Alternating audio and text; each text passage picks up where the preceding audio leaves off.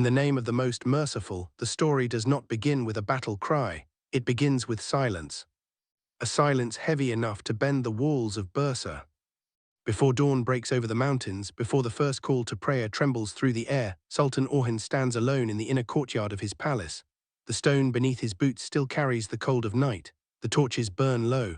The sky above is dark yet restless, as if the heavens themselves are uncertain of what this day will bring. He does not move. He listens, not to the wind, not to the distant guards shifting their weight. He listens to the burden inside his own chest. He is no longer the son walking behind Osman Bey. He is the man standing where Osman once stood. And the throne is heavier than the sword ever was. Behind those palace walls sleep the women who carry his heart in different ways. Nilufer, who loved him before crowns and councils. Esposa, who entered his life not through romance but through necessity. Malhan Hatun, who watches not only as a mother, but as the guardian of a dream that began before Orhan could speak. Beyond the walls sleep his people. And beyond them, his enemies do not sleep at all. They are waiting. They are always waiting. The story of this hour is not only about war. It is about the cost of becoming something greater than a man. It is about the moment when destiny demands sacrifice. And Orhan knows that sacrifice never knocks gently. It breaks the door. The council gathers as the sun rises. The beys stand in half circles. Some are old enough to remember Ertugrul's shadow. Some still carry scars from the earliest raids of Osman. Some are young, ambitious, silent, watching. Watching him. Their loyalty is real. Their doubt is real too. Orhan walks to the center. He does not rush. He does not bow his head too low nor lift it too high. He has learned that rulers are judged in the space between gestures. He speaks. His voice is calm, steady, not loud. We have enemies outside our borders, he says, but a greater danger grows when hearts inside these walls become divided. No one moves. No one breathes. He continues. The state does not stand on swords alone, it stands on trust, on justice, on balance. He does not mention marriage. He does not mention Nilufer. He does not mention Esposa. But every man in that room knows what he means. A political marriage was necessary. An alliance was secured. But in securing the state, he wounded a heart. And wounded hearts echo. Some beys nod slowly. Some lower their eyes. One hesitates. Orhan notices. A ruler must learn to read silence like scripture. He dismisses the council with measured authority. No threats, no promises, only direction. When they leave, he remains standing alone in the vast hall. For a moment, he allows himself to close his eyes. He sees his father, not as a ghost, but as memory. Osman Bey fought enemies who attacked from outside. Orhan must fight enemies who attack from within. This is the difference between founding a state and sustaining one. In another chamber, Nilufer stands by the cradle of Murad. Her son, her future, her proof that she once held Orhan's entire world in her hands. She touches the child's forehead gently. His breathing is soft, peaceful, innocent. She envies him, because he does not yet understand that power divides love. She does not hate Esposa. Hatred would be simple. What she feels is displacement. She built her life beside Orhan through hardship. She endured exile, fear, uncertainty. She was there before walls were strong, before banners flew high, before alliances required sacrifice. And now sacrifice has entered her home. She straightens her back. Nilufer will not cry where servants can see. She will not become weak in the eyes of women who whisper. She will not give enemies the satisfaction of visible fracture. But pain has a sound, and it is louder in silence. Across the palace, Esposa sits alone. She did not ask to be loved. She was sent to be useful. There is a difference. Her hands rest calmly in her lap, but her mind is alert. She understands politics. She understands that acceptance is not granted, it is earned or taken. She knows the servants measure her tone. She knows Nilufer measures her distance. She knows Malhan measures her patience. She cannot be proud. She cannot be too humble. She cannot be distant. She cannot be too close. Every movement is watched. She tells herself something quietly. I will not be a shadow. But she also knows this palace is not hers. Not yet. Malhan Hatun watches both women. She has lived this story before. She once entered a home where love already existed. She once stood in the position of the second. She knows that pain can become poison if left unattended. She summons Nilufer privately. There are no accusations, no raised voices, only truth. My daughter, Malhan says softly, a state demands from men what women must carry. Nilufer does not answer at first. Her silence is not rebellion. It is dignity fighting grief. Malhan continues. If you allow this pain to grow without discipline, enemies will water it. Nilufer finally speaks. Did you never feel this? She asks. Malhan's gaze hardens, not with anger but with memory. I felt it, I swallowed it, and I chose which wound would serve the future. Nilufer lowers her eyes. Because she understands. Understanding does not erase pain, but it changes its direction. Meanwhile, on the frontier, tension grows. Damir Khan waits in the shadows of broken stone. He lost the valley. He lost men. But he did not lose hatred. Hatred does not retreat. It waits. He speaks to his remaining commanders. Orhan believes he has won. Let him build his palace. Let him divide his home. When his heart is distracted, we strike. He understands something crucial. You do not destroy a rising ruler by attacking his strength. You attack his balance. And Orhan's balance is fragile. Back in Bursa, news arrives. A supply caravan ambushed. Minor losses. No major damage. But timing is suspicious. Orhan studies the report carefully. He does not respond immediately. He looks at the map. The route was not random. It was chosen. Someone informed the enemy. Orhan does not accuse. He waits. He summons Boran Bey. Boran, old and loyal, enters with a limp that tells stories of forgotten wars. Orhan speaks quietly. Watch the council. Boran nods once. He does not ask why. Loyalty does not require explanation. Night falls again. In the dark corridor, a servant passes a folded piece of parchment to another hand.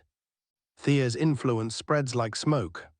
Not visible, but suffocating. A whisper reaches Nilufer's ears. They say the alliance bride seeks more than politics.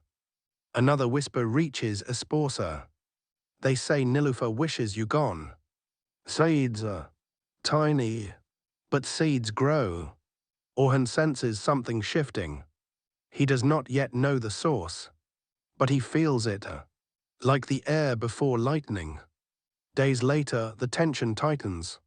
Fatma is taken, not killed, taken. Yigit's work, a message carved into wood left behind. Alperin does not wait for permission. He rides into the forest with fury burning behind his eyes. Orhan follows with controlled force. This is not merely a rescue. It is a test. If Orhan rushes blindly, he walks into a trap. If he hesitates, he loses loyalty. He chooses a third path. He divides his forces. He anticipates the ambush. When arrows fly, they find prepared shields. When blades clash, Ottoman steel answers with precision. Yigit flees. Fatma is saved, but not without blood. Alperin is wounded. Fatma's eyes change that night. Love is no longer soft for her. It becomes iron. Returning to Bursa, Orhan stands before the people. He does not celebrate loudly. He speaks of discipline. He speaks of unity. He speaks of justice. He punishes a traitor publicly, not brutally but decisively. Justice must be visible. Mercy must be controlled. The palace grows quieter. Not peaceful, but more aware. Nilufer watches him differently. A sponsor watches him differently. He is not only husband. He is not only sultan. He is something harder now. Something sharper. In private, he finally speaks to Nilüfer alone.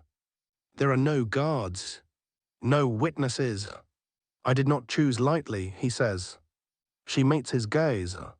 I know. But knowing does not heal. He steps closer. For the state I sacrificed comfort, for you I will never sacrifice respect. It is not poetry. It is not apology. But it is acknowledgement. And sometimes acknowledgement is the beginning of healing. Later he speaks to a sponsor. You are not here to replace, he tells her, you are here to strengthen. She replies calmly, then give me something real to strengthen. He studies her. She is not fragile. She is calculating. He assigns her oversight of trade correspondence with Byzantine merchants. A role, not decoration. Power shared carefully creates stability. Power denied creates rebellion. Malhan observes all. The house is not healed, but it stands. Outside the borders, Damia Khan regroups. Inside the walls, Thea searches for another crack. The bays remain watchful. The people pray for stability. And Orhan stands at the center. Not perfect, not unscarred, but unbroken. He walks the corridors at night again. This time not with doubt, but with awareness. He understands something now.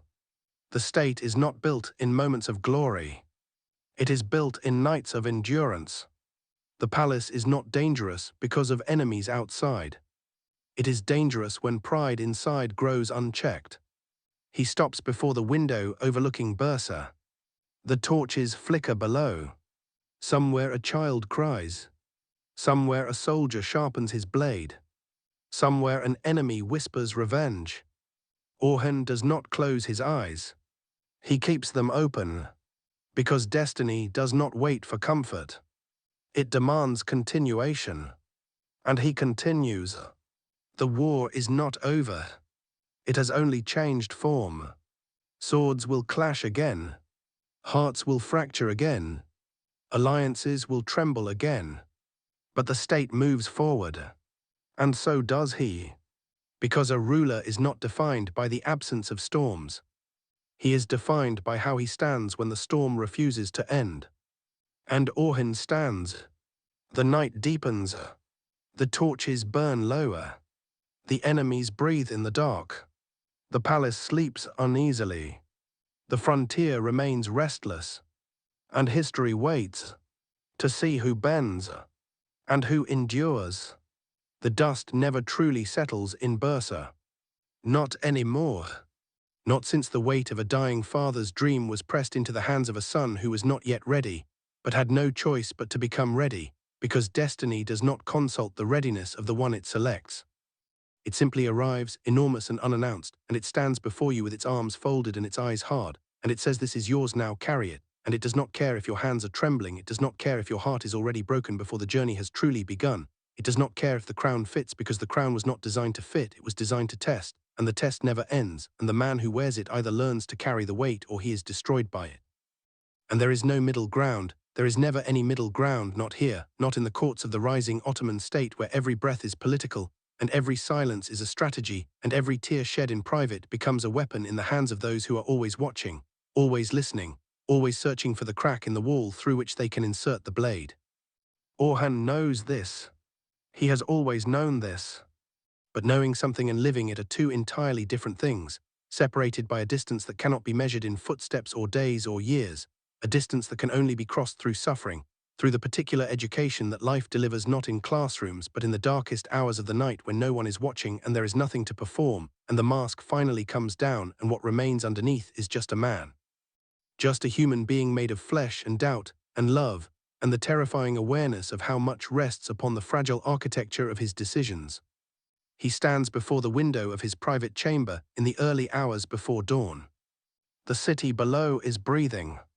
He can feel it, the slow rhythmic pulse of Bursa, the capital that his father died dreaming of, the city whose stones were still warm with the memory of the Byzantine flags that once flew above its walls, the city that now belonged to the Ottomans, that now carried the call to prayer on its wind, that now organized its days around the rhythms of Islamic worship and Ottoman law, and the particular kind of hope that belongs to people who have been given a new beginning and are not yet sure whether they deserve it.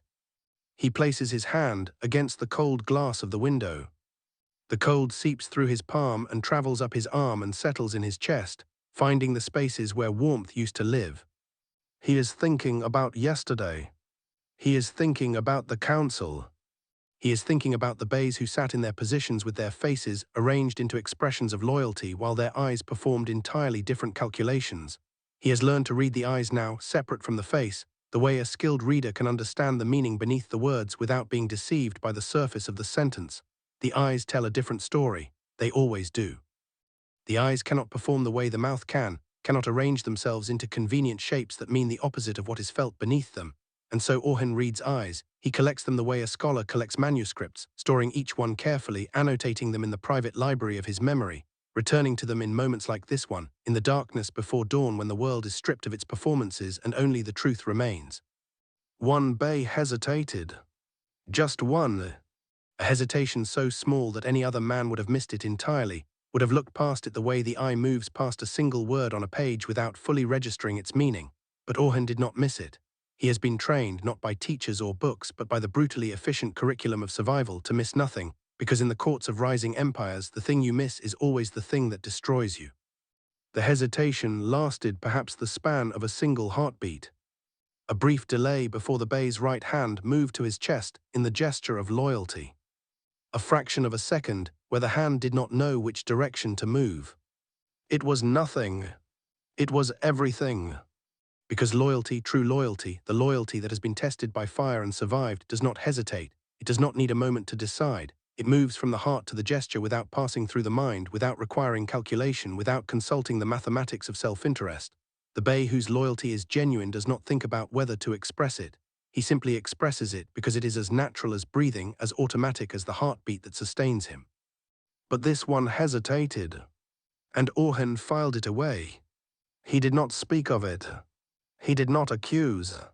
He will not accuse. Not yet. Because premature accusation is a weapon that wounds the one who wields it more than the one it targets. An accusation without proof is not justice, it is theater, and theater in the halls of power produces only one result. It drives the truly guilty deeper into concealment and makes the innocent feel unsafe, and when the innocent feel unsafe they too begin to calculate, and a state full of calculating people is a state that is slowly consuming itself from within. So Orhan waits. Orhan watches, and the night continues to breathe around him. From somewhere deep within the palace, from behind doors and walls and the accumulated silences of a household living under pressure, he hears something so faint that it might be imagination, but he knows it is not. He has learned the sounds of this palace the way a sailor learns the sounds of his ship, every creak, every whisper, every disturbance in the usual rhythm that signals something is not right. What he hears is Niloufar. She is not crying loudly. She never cries loudly. That would be a gift to her enemies, a confirmation of their whispers, a public declaration of the wound that she refuses to display. She cries the way the most dignified people always cry, in the smallest possible space, with the smallest possible sound, pressing the pain inward rather than releasing it, which means the pain does not dissipate but accumulates, layer upon layer, like sediment settling at the bottom of a river, building and building until the weight of it alters the course of the water itself. Orhan hears her, and he does not go to her. This is perhaps the hardest thing he has ever done. Harder than battle. Harder than the decisions that have sent men to their deaths. Harder than the political calculations that have kept him awake for nights uncountable. He does not go to her because he knows that going to her now in this moment would not be the act of a husband comforting his wife. It would be the act of a man trying to ease his own guilt. It would be about him, not her. And Niloufar deserves better than that. She deserves someone who comes to her not to make himself feel better but to actually see her pain, to actually sit inside it with her, to actually bear witness to what his decisions have cost her. And he cannot do that right now. He is not ready, he is still too close to the decision, still too invested in justifying it, still too wrapped up in the certainty that he chose correctly for the state, and that certainty would poison any comfort he tried to offer. He would say the wrong thing, he would reach for words that sounded like healing but were actually defense. He would make her feel that her pain was an inconvenience to his legacy, and that is not something he is willing to do. So he stands at the window, and he listens, and he carries the sound of her silence like a stone against his ribs. In the eastern wing of the palace, a Sporsa is awake.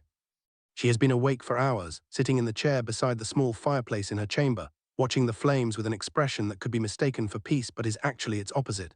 It is the particular stillness that comes when a mind is working at its highest capacity, when the body has been ordered to remain motionless so that all available energy can be directed inward toward the processing of information, the assessment of situations, the construction of strategies.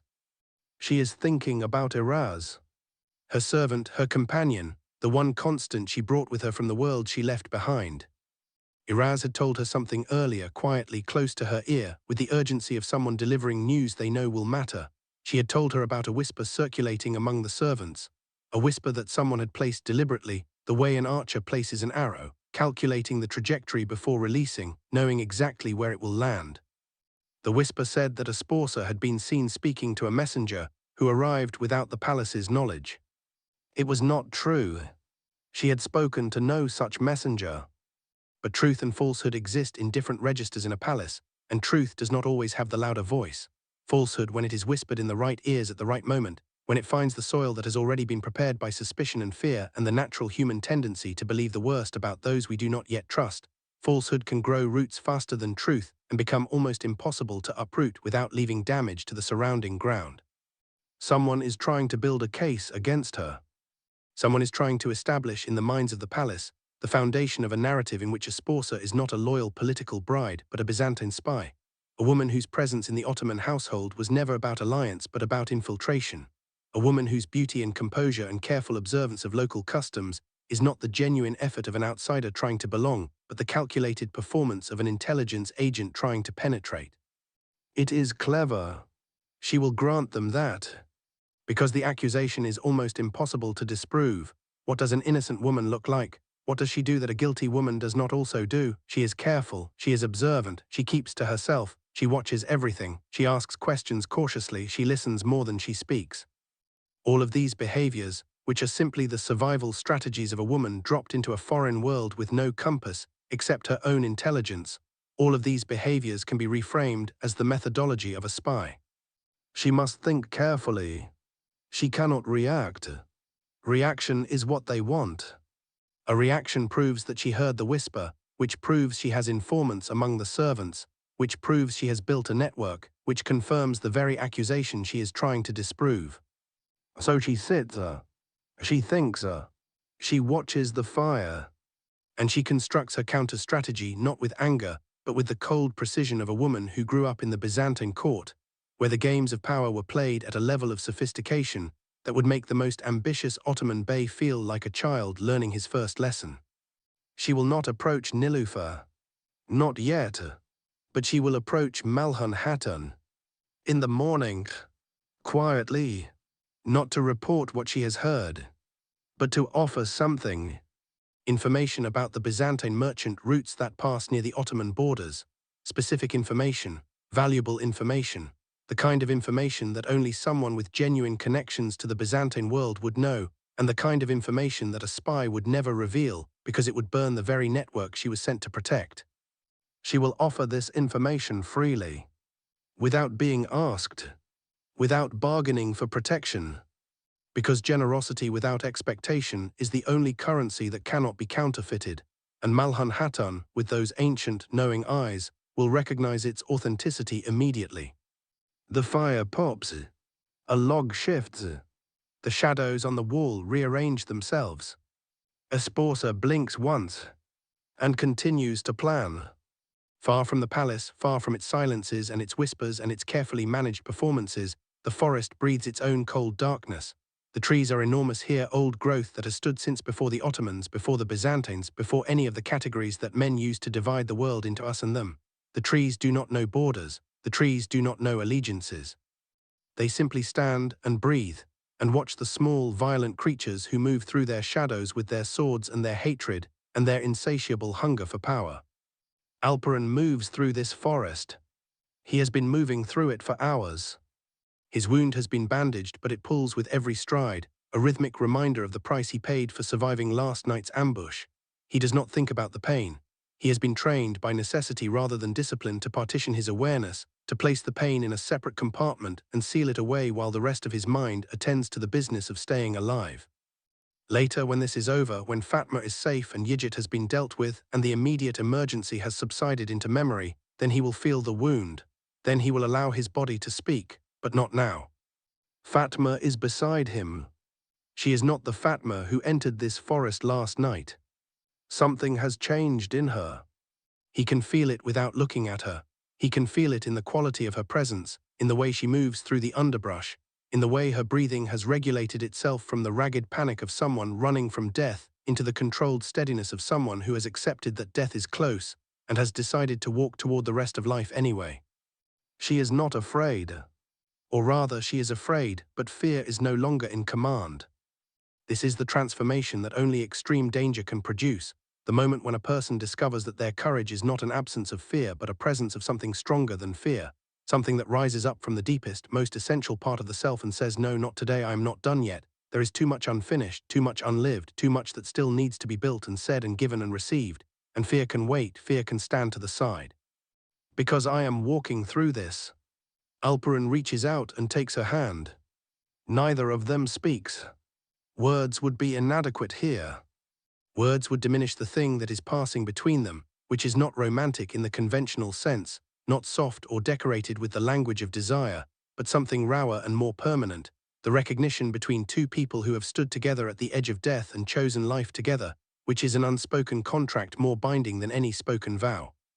They move through the forest. The darkness begins to thin at its edges. Dawn is coming. And ahead of them, perhaps an hour's walk through the trees, the lights of a scout camp are burning. They will be safe. For now. But Yigit is out there. Yigit, who does not understand that the thing he calls love is not love at all. It is possession. It is the insistence that another human being belongs to him the way a weapon belongs to its owner, and that the removal of that possession is a violence requiring vengeance. He has built his entire understanding of Fatma around the concept of ownership, and when ownership is denied, the only response his mind can construct is destruction. He cannot imagine a world in which Fatma is not his, not because love has blinded him, but because his pride has replaced his capacity for love with something darker and more rigid and more dangerous. His hatred for Alperen is not the hatred of a rival, it is the hatred of a man whose entire sense of self has been organized around a certainty that has been taken from him, and without that certainty, he does not know who he is, and not knowing who you are is the most terrifying state a human being can inhabit, and terrified people do terrible things. He is out there, building something, planning something, and whatever it is, it will not be small. Back in the palace, the morning breaks slowly, as if reluctant to illuminate the complications of the day ahead. The servants move through their routines with a careful, practiced efficiency that conceals the alertness beneath, the way people move when they are aware that the atmosphere is charged, when they can feel the pressure of things unsaid pressing against the ordinary surfaces of daily life. Malhun Hatun is already in the main hall when the household assembles. She has been awake since before the call to prayer. She does not sleep deeply anymore. She has not slept deeply for years. Sleep, true deep sleep, the kind that surrenders the body entirely to rest without reservation, requires a certain quality of peace that has not been available to her in a very long time, not since Osman, not since the days before the empire began to be real, when it was still only a dream, when the danger was great but the responsibility was smaller because the consequences of failure affected fewer people. Now the consequences of failure are measured in thousands of lives, in the futures of children not yet born, in the continuation or collapse of everything that has been built through decades of blood and prayer. She cannot afford deep sleep. She stands at the head of the hall and she observes as the household gathers, reading the room with eyes that have spent a lifetime learning to read rooms, detecting the particular quality of the silence between Nilufer and Esposa when they occupy the same space, noting the way both women have arranged their faces into masks of composed indifference while their bodies tell entirely different stories, the slight tension in Nilufer's shoulders, the almost imperceptible stiffness in Esposa's spine. She says nothing yet. She waits. Breakfast is served. The hall fills with the sounds of morning, the clink of vessels, the soft conversation of servants, the distant sound of the city waking outside the walls. And beneath all of it, the silence between the two wives, enormous and immovable, the silence of two people who are coexisting in the same space without acknowledging each other's existence, the silence of a wound that has been covered but not cleaned. Kara arrives with the morning correspondence. He is different now. The sword no longer hangs at his hip. In its place there is something less visible but infinitely heavier, the authority of the Mufti, the responsibility of being the voice of justice in a city that is still learning what justice means under this new order. He greets Malhun Hatun with the deep respect of a man who understands legacy. He brings news. A merchant has filed a complaint. A minor official in the market district has been accepting payments that he has no right to accept. It is a small matter. In the context of wars and political marriages, and frontier ambushes and palace whispers, it is an almost laughably small matter. But Kara does not treat it as small. He treats it the way Orhan taught him, with the full weight of the office he now holds, with the understanding that justice is not only relevant in the grand affairs of state, but in the daily lives of ordinary people, that the merchant who cannot trust the market is as much a subject deserving of protection as the bey who cannot trust his borders. He will address it today, publicly, visibly, because justice must be seen to be believed, and belief is the foundation on which everything else is built. Orhan arrives at the hall later than usual. He has been in the records room, studying the trade routes, cross-referencing them with the intelligence reports about the ambushed caravan, building in his mind the map of the pattern that is slowly revealing itself beneath the surface of apparently random events. He looks tired, not in the way of a man who has not slept enough, in the way of a man who has been thinking too much in a short amount of time, who has been processing information at a rate that the body was not designed to sustain indefinitely. He greets the assembled household with the measured warmth that is appropriate, acknowledging Malhun with genuine filial respect, acknowledging Nilufer with the careful tenderness of a man who is trying to signal without broadcasting, acknowledging Esposa with the deliberate courtesy of a ruler who understands that how he treats a political partner in public directly affects the value of the alliance. He sits, he eats, he speaks about the day ahead. He speaks about the council. He speaks about the frontier. He speaks about Kara Khalil's appointment and the importance of demonstrating that Ottoman justice extends to every corner of the market as well as the battlefield. He does not speak about the whisper regarding Esposa. He does not speak about the hesitating bey. He does not speak about the sound he heard in the night. But these things are present in the room nonetheless, invisible guests at the morning table eating their fill. Later, when the meal is done and the household has dispersed into the rhythms of the day, Orhan summons Boran Bey. Boran enters the private office and closes the door. He moves carefully, his aged body still carrying itself with military dignity, despite the weight of years pressing down upon it. Orhan does not invite him to sit. This is not a long meeting. The whisper about Esposa, Orhan says. Boran's expression does not change. I heard it. So, not confirmed, but the direction of the current suggests a specific stream. Orhan nods. He knew the direction before he asked. He asked because speaking the suspicion aloud, even indirectly, makes it real in a way that internal suspicion does not. It creates accountability. It moves the suspicion from the realm of private concern into the realm of action. Watch the stream, Orhan says. Do not dam it yet, let it flow, let us see where it goes.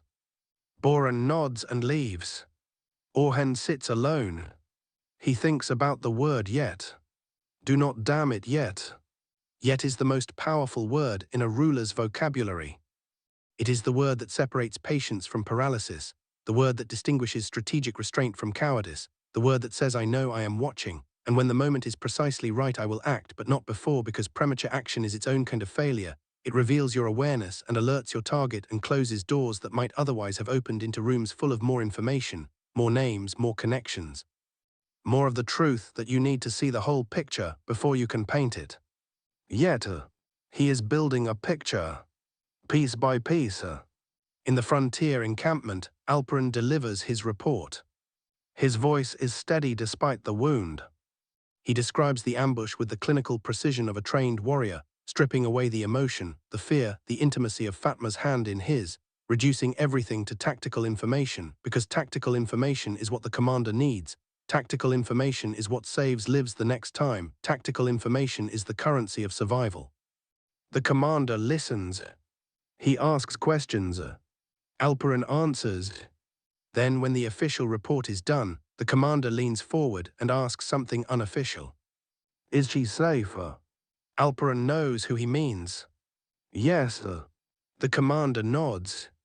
There is a moment of something between them that is not quite said, a mutual understanding of the weight of the events that have just transpired, a shared awareness that what happened in that forest was not only a military ambush but a personal attack, that Yigit's actions are not the actions of a political actor pursuing strategic goals, but the actions of a man consumed by something far older and far more dangerous than politics. Yigit will try again, Alperin says. Yes, sir. He will not wait long. No. They look at each other across the rough wooden table of the encampment, two men who understand what needs to happen, who understand that the only end to Yigit's campaign of personal vengeance is the elimination of the campaign's architect. The commander sends a rider to Bursa. Orhan needs to know. In the palace, Thea receives her own information. She sits in the shadows of a contact house in the lower city, her face partially covered, her eyes moving with the restless, calculating alertness of someone who has been playing the long game for so long that patience has become her second nature. The contact tells her about the morning, about the breakfast, about the careful courtesies and the loaded silences. She absorbs every detail. She is constructing something, not a military plan, something more subtle and more lasting. She wants the palace to fracture, not because she wants to sit on Orhan's throne. She has no interest in thrones. She wants the fracture because she is a woman whose life has been stripped away by Ottoman expansion, whose people have been displaced, whose identity has been erased by the relentless forward movement of a state that builds itself upon the rubble of everything that stood before it. Her hatred is personal, but it is also philosophical. She does not hate Orhan the man. She hates what Orhan represents, the inevitability, the unstoppable momentum, the sense that history has already decided, and the rest of the world is simply waiting to catch up with the decision. She wants to interrupt the inevitability. She wants to prove that the Ottoman state is not inevitable. She wants to find the place where the weight is concentrated and apply pressure there, just there, until the structure that everyone believes is eternal reveals itself to be as fragile as everything else that human beings build. She has identified the place. It is not on the frontier. It is not in the council. It is in the palace. In the space between two women who do not yet know whether they are enemies or allies. She will work that space. She will widen it. She is patient. She has nothing left to lose, and people with nothing left to lose are the most dangerous creatures in the world. Orhan receives the rider's message late in the afternoon. He reads it twice. Then he calls for his horse. His advisors protest. The Sultan should not ride to the frontier without adequate preparation, without a proper escort, without the necessary time for the enemy to be monitored and assessed. Orhan listens to their protests with the patience of a man who has already made his decision and is simply waiting for the objections to run dry. Then he speaks. Alperin is wounded because he rode into danger for this state. I will not send a letter, I will go. The advisors fall silent. Not because they are satisfied. Because they have learned the particular quality of Orhan's silence after he has made a final decision, the quality that says this conversation is over, prepare what needs to be prepared, we ride. They prepare. They ride. The journey to the frontier encampment takes several hours.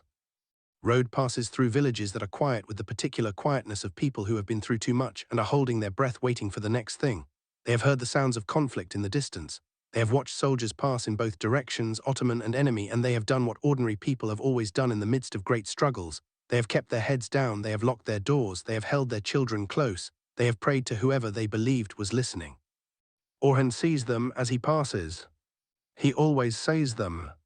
Even when the press of larger concerns threatens to narrow his vision to only the strategic and the political and the military, he forces himself to see the people, the farmer who straightens from his work and watches the Sultan's column pass with eyes that contain equal parts hope and fear, The woman at the village well who clutches her jug to her chest, as if it might protect her from the uncertainty that radiates from the mounted soldiers. The child who runs to the edge of the road and stares with the wide, uncomplicated wonder of someone who has not yet learned to be afraid of the things that power brings.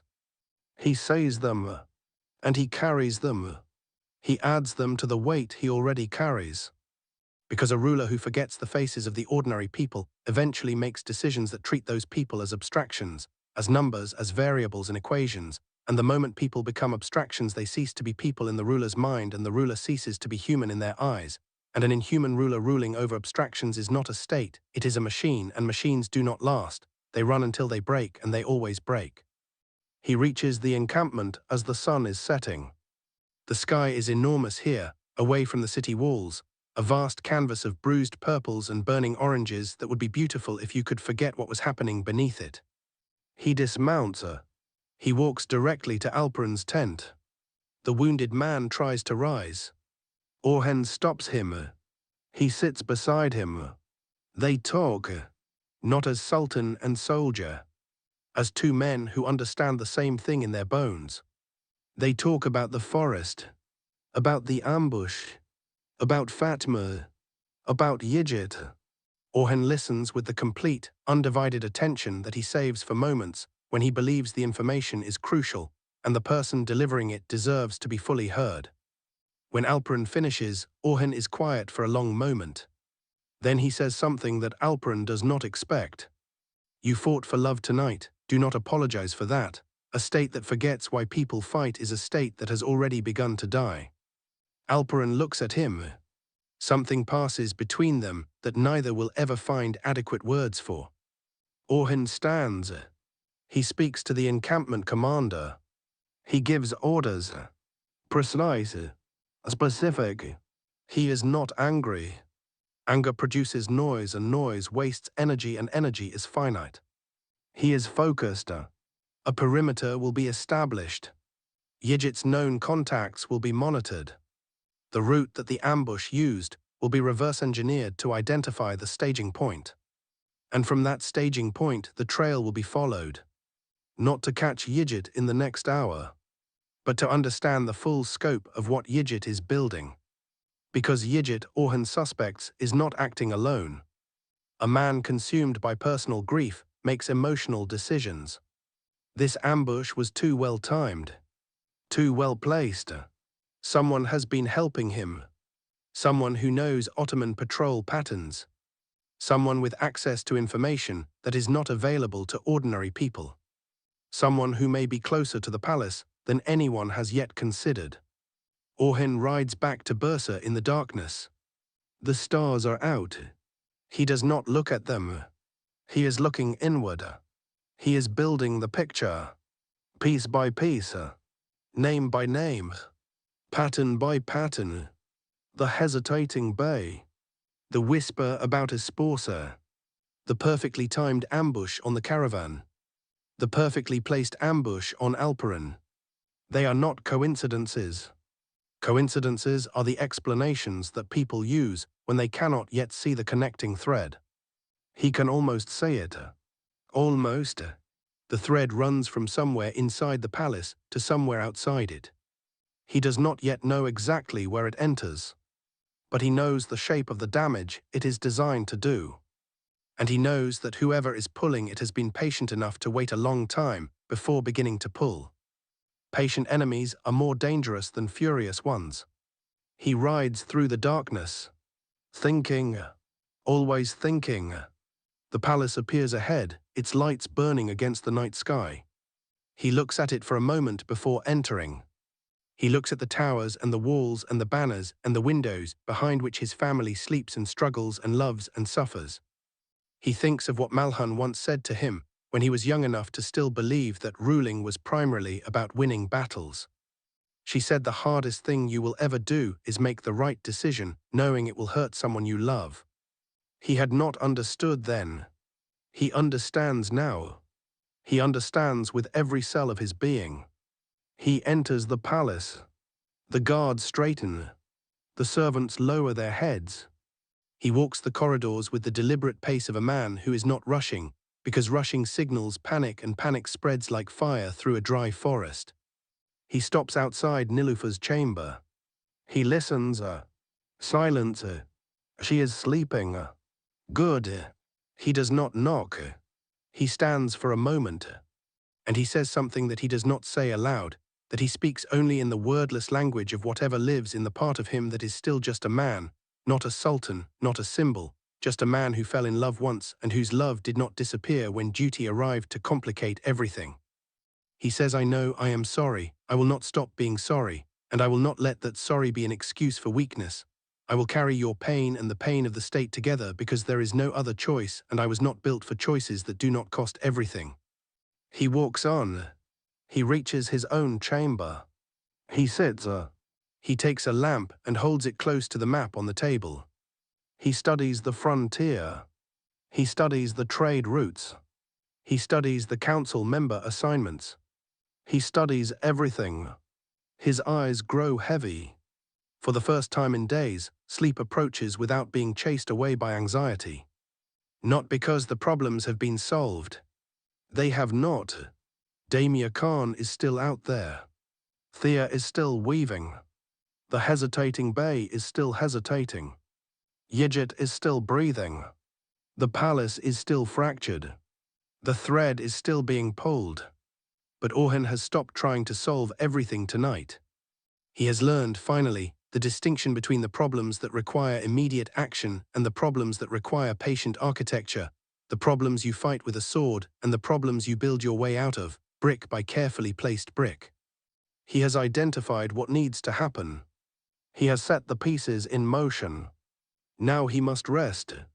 A ruler who does not rest becomes erratic, and erratic rulers make erratic decisions, and erratic decisions unravel everything that patient strategy has built. He closes his eyes. The lamp burns low beside him. The palace breathes around him.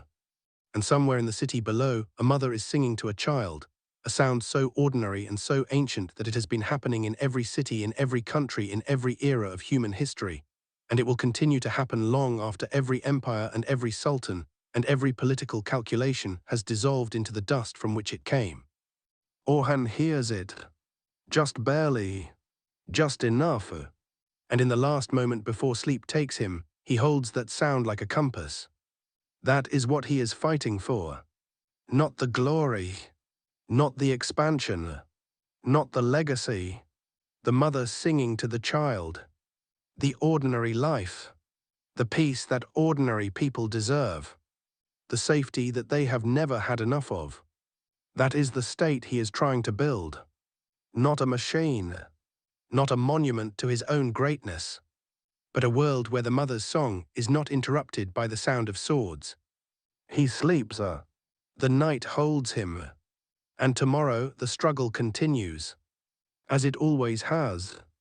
As it always will. Until the last brick is laid. Until the last border is secured. Until the last enemy understands that what is being built here cannot be stopped. Not by swords. Not by whispers, not by the patient, careful manipulations of those who want to interrupt the inevitable. Because destiny, once set in motion by faith and blood and sacrifice, does not stop. It does not ask permission. It does not negotiate. It simply continues. Forward, always forward. And Orhan continues with it. Even in sleep, even in the dark. Even when the weight is almost too much. He continues, because that is what it means to be the son of Osman. That is what it means to carry a dream that belongs not to one man, but to history itself. That is what it means to stand at the beginning of something that the world has not yet seen. And the world, the patient, watching, waiting world, has not seen anything yet. The morning that follows is not the morning of relief. It is the morning of reckoning. The kind of morning that arrives not with warmth but with clarity, the cold, brutal clarity that comes after a night of thinking, has stripped away every comfortable illusion and left only the bare, undecorated truth sitting in the center of the room, waiting to be addressed. The kind of morning where the light does not feel like a gift but like an interrogation, where every shadow retreats and every concealed thing becomes visible, and everything you hoped might resolve itself in the darkness reveals itself to have only grown more complex, more layered, more demanding of your full and undivided attention. Orhan rises before the household. He has slept perhaps 3 hours. It does not matter. His body has learned to function on less than it needs because the alternative is to sleep while the world continues moving. And the world, his world, the world of rising empires and patient enemies and fractured households, and frontier ambushes and council betrayals, that world does not pause to accommodate the exhaustion of its central figure. He washes his face in cold water. He stands before the small mirror in his chamber. He looks at himself for a long moment. Not with vanity, with assessment. He is checking not the surface but the thing beneath the surface, the quality of what is in his eyes this morning, whether the exhaustion has broken through into something more damaging, whether the accumulated pressure of the last weeks has begun to erode the particular quality of focused resolve that a sultan must carry in his bearing at all times, because the first place a ruler's strength fails is not in the battlefield and not in the council and not in the decisions themselves, it is in the eyes. In that subtle shift of quality that happens when a man has been carrying too much for too long, and the weight begins to show in the way he looks at the world, a slight dimming, a faint pulling back, a barely perceptible withdrawal from the full engagement with reality that makes the difference between a leader and a man simply going through the motions of leadership. He looks at his eyes. They are tired, but they are still clear, still focused, still present. Good. He turns from the mirror. He begins the day. The first thing he does is send for Karar.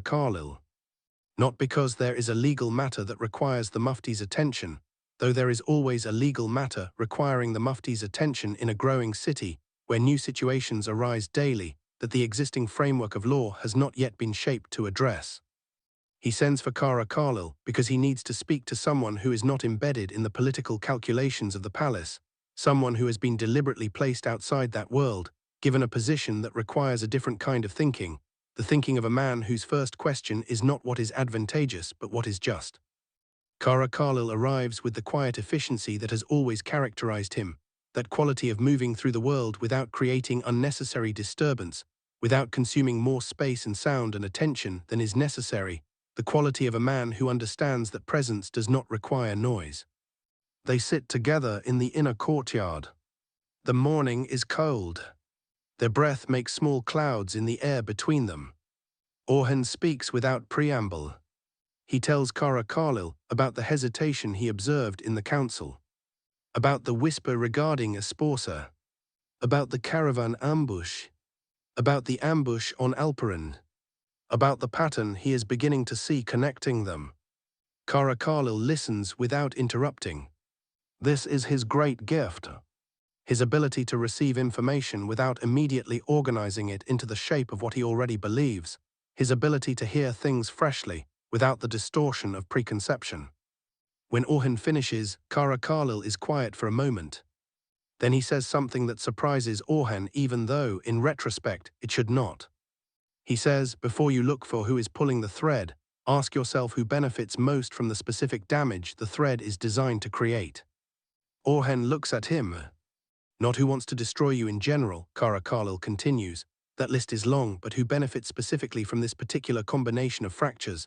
The whisper about a sponsor damages the alliance, the ambush on the caravan damages trade confidence, the attack on Alperin damages loyalty, the hesitation in the council plants doubt about internal unity. These are not random wounds, they are a specific pattern of damage.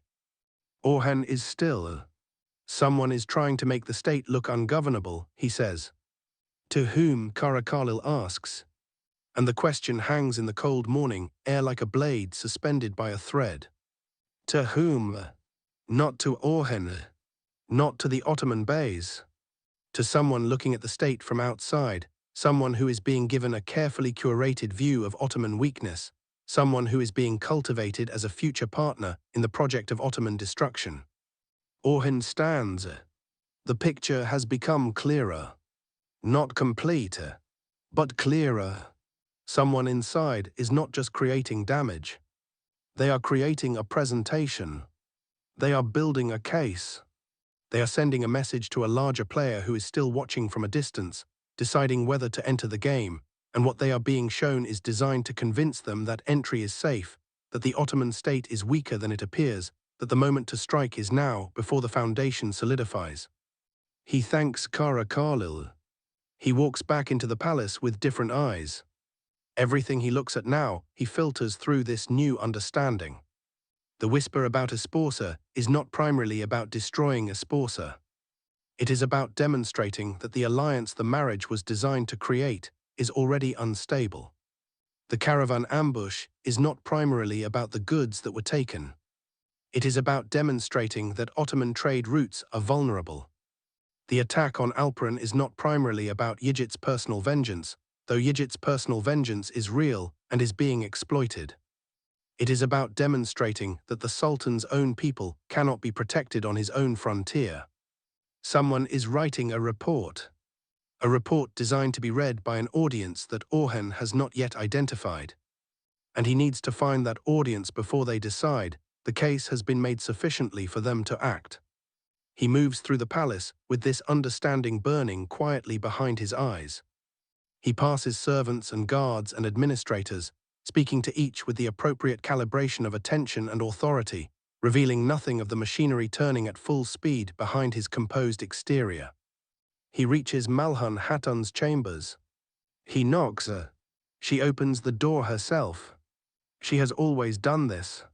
She does not believe in waiting for servants to manage the simple physical business of answering a door. She looks at her son. She says immediately, not the specific content of what he is thinking, but the quality of it, the particular intensity that she has learned over the years to recognize as the signature of Orhan in the midst of a significant realization. "Come in," she says. They sit. She waits. He tells her, not everything. He never tells her everything, not because he does not trust her, but because there are things he must carry alone, things that belong specifically to the weight of the Sultan and cannot be distributed even among those he loves most.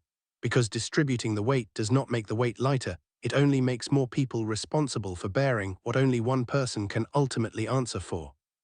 But he tells her enough. He tells her about the pattern, about the presentation being made to an unknown audience.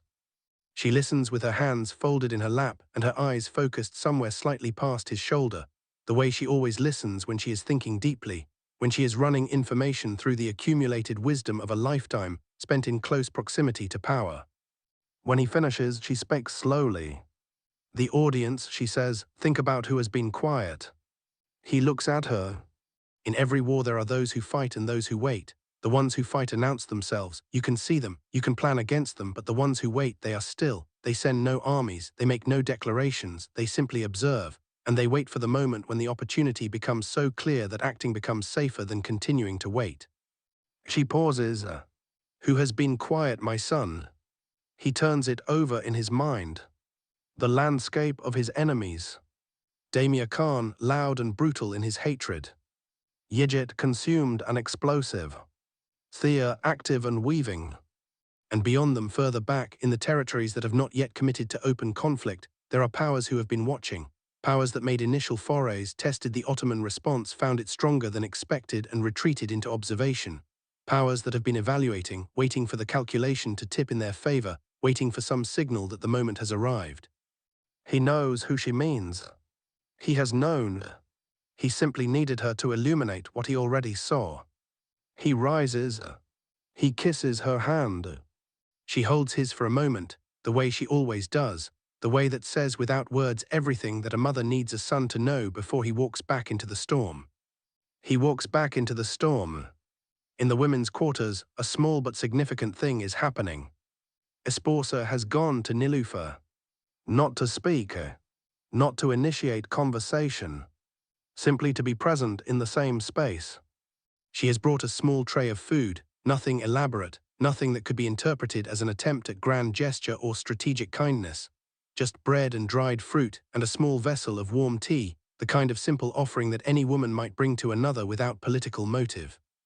She places it on the table near where Nilüfer sits with Murad. She does not speak.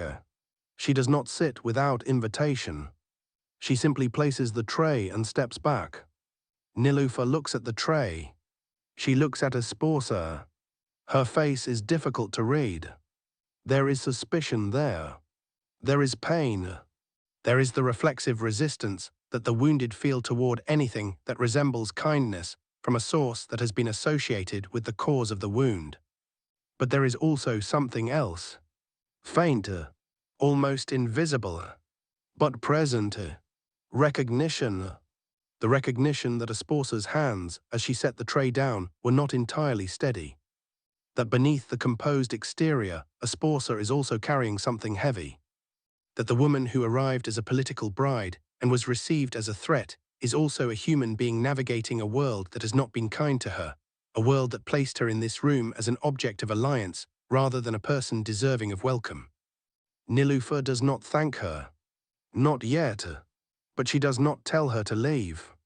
And in the architecture of the palace's emotional tension, the decision not to leave is enormous. It is not forgiveness. It is not friendship. It is the first millimeter of space opening in a wall that has been solid since Esposa arrived. A millimeter. No more. But millimeters accumulate. They become centimeters. They become enough space for light to enter. And light, however small, changes the quality of a darkness. Esposa withdraws. She moves back through the corridor with the careful deliberateness of someone who has just placed something very fragile on a very high shelf and is now walking away without looking back, because looking back increases the chance of disturbing it. She returns to her chamber. She sits. Her hands are steadier now, because the tray was not strategy. It was genuine. She is tired of performing. She is tired of calculating every gesture. She is a woman in an impossible situation, placed here by forces larger than herself, and she is tired of pretending that the impossibility does not weigh on her. She simply wanted to offer something real. Whether it will be received as real is not in her control. Nothing in this palace is in her control. But the offering itself belonged to her. And that, in a world where she controls very little, is not nothing. Malhun Hatun observes this exchange from the corridor. She saw the tray. She saw Nilufer's face. She saw Esposa's hands. She says nothing to either woman. But something in her settles. Not resolution. Not yet. But the faint, fragile beginning of the possibility of resolution, which is its own kind of progress in a world where progress comes in millimeters. She walks to the window at the end of the corridor. She looks out over the city. She thinks about Osman. She thinks about the early days, when everything was uncertain and nothing was guaranteed, and the dream was so new and so unprotected that a strong wind seemed like it might be enough to extinguish it entirely. She thinks about how they survived those days. Not through strength alone. Not through strategy alone. Through the willingness of the people closest to Osman to carry their own pain with dignity while the larger work was being done. Through the understanding that personal suffering is real and valid and does not need to be minimized, but that it also does not need to become the loudest thing in the room when there are larger silences that require filling. She thinks about what she told Esposa, about the two paths. She wonders if the girl understood. She thinks she did. She thinks the tray was proof.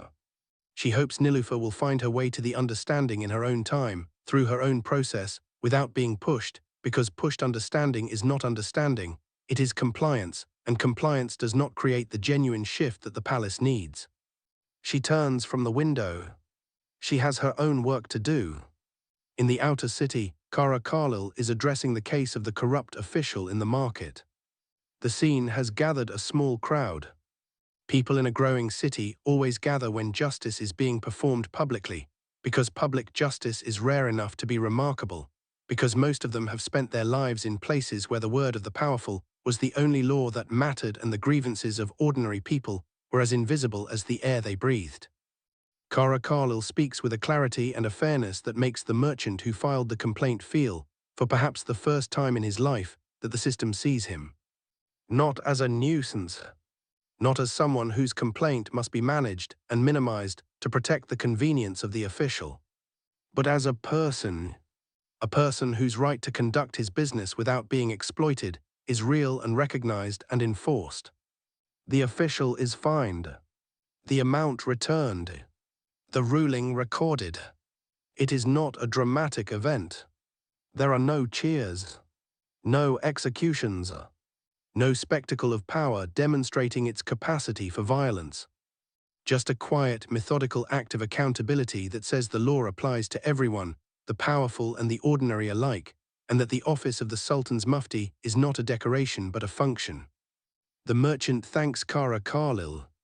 Kara Khalil does not accept the thanks as a personal compliment. He accepts it as confirmation that the system is working. That is all he wanted. That is all he needs. He moves to the next case.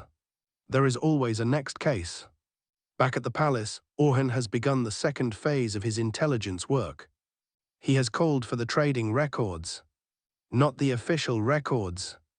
The actual records, the ones kept by the merchants themselves, the informal ledgers of who bought what from whom and when and at what price, the real map of the city's economic life that exists beneath the official one and is often more accurate. He is looking for patterns. Specifically, he is looking for transactions that do not make obvious sense, payments made at unusual times, goods moving in directions that commercial logic would not predict, money flowing between parties whose relationship is not immediately apparent. It is slow work. It is not the work of a warrior. It requires a different kind of patience, a different kind of attention, the attention of someone who is willing to sit with confusion for extended periods without forcing premature resolution, willing to hold multiple contradictory pieces of information in mind simultaneously and wait for the pattern to emerge rather than imposing a pattern upon the data. He works through the afternoon. His scribe sits beside him making notes. The room is quiet. Outside, the sounds of the city drift in through the narrow windows. Children, merchants calling, the distant percussion of a blacksmith's hammer, the ordinary music of a city that does not know what is being discovered in this room, that would not understand it even if they were told, that goes about the business of living without awareness of how much invisible work is being done in the spaces above their daily lives to ensure that the world they live in remains the world they know rather than becoming something else entirely. Orhan finds the first anomaly mid-afternoon. A payment made to a provisioner in the lower market. Larger than usual. At an unusual time. From a buyer whose identity is obscured behind the name of a trading company that, when he traces it back through the records, does not appear to have any other transactions in the city. A company that exists on paper, that has no physical location, that appears in the records only this once, paying an unusually large amount to a provisioner. Orhan sets the ledger aside. He makes a note.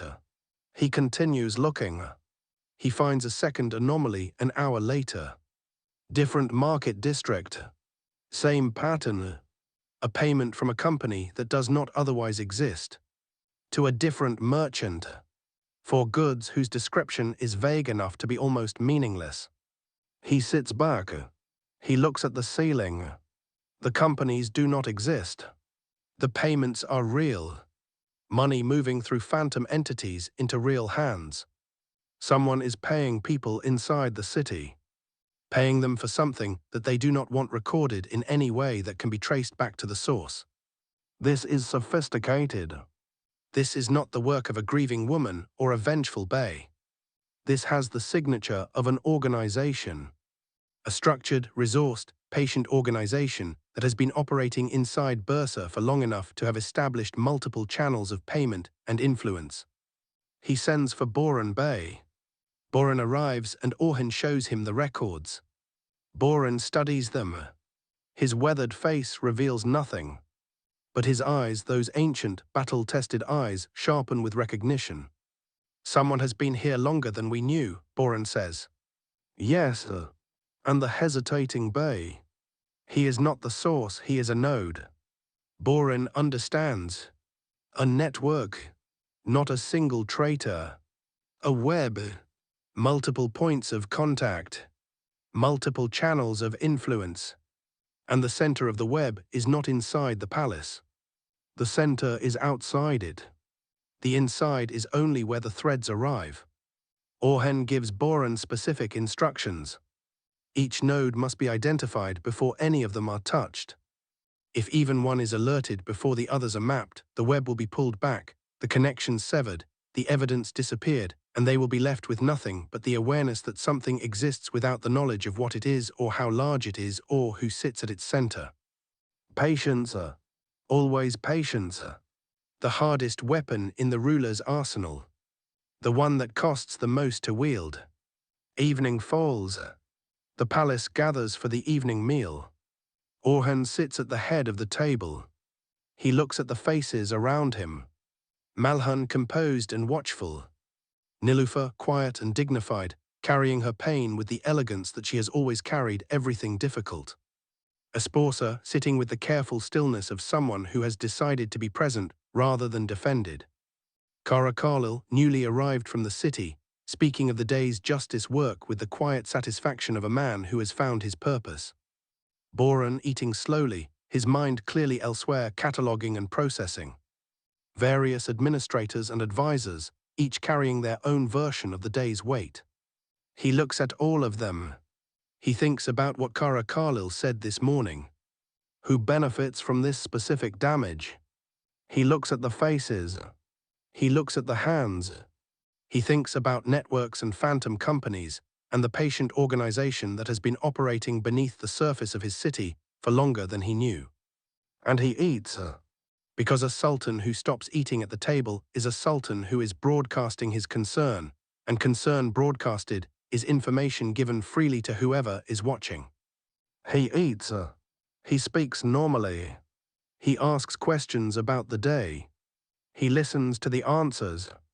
He performs the ritual of the ordinary evening with the discipline of a man who understands that performance, in the hands of someone who truly knows what they are doing, is its own form of power. After the meal, the household disperses. Orhan is left with the night. He walks to the inner courtyard. The same courtyard where he stood before dawn, a lifetime ago, in the morning that began this particular chapter of his endless education in the price of rulership. He stands under the stars. He breathes the cold night air. He reviews what he knows. He knows a network exists. He knows it has multiple nodes. He knows it is funded from outside. He knows it is generating a specific presentation of Ottoman weakness for an audience not yet identified. He knows that Yigit Thea and the hesitating Bey are all connected to this network, though perhaps not all knowingly, perhaps some of them being used without their full understanding of the architecture they are a part of, perhaps thinking their actions are their own when in reality they are being orchestrated from a distance by a hand they have never seen. He knows that Damir Khan is not the center. Damir Khan is too emotional to be the center. The center of a network like this is cold, patient, calculating. The center has been waiting for a long time and is willing to wait longer. The center understands that the most devastating attacks do not announce themselves. He thinks about the direction of the threads, the financial channels running through the lower market, the route they connect to, the geography of the trading networks that pass through and beyond Ottoman territory. He traces the lines in his mind.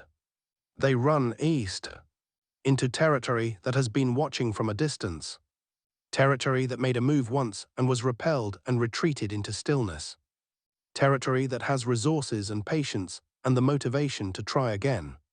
He has his answer, not complete, not provable yet, but directionally accurate. He will confirm it. He will trace every thread to its source. He will map the entire web before he moves a single piece. And when he moves, he will move with the kind of precision that produces not just a victory but a demonstration so clear and so complete that the forces who thought they were watching a weakening state will understand in a single moment that they were watching a trap closing around them, that what they took for vulnerability was strategy, that what they mistook for fracture was the controlled space through which the enemy was invited to reveal themselves. He breathes out slowly.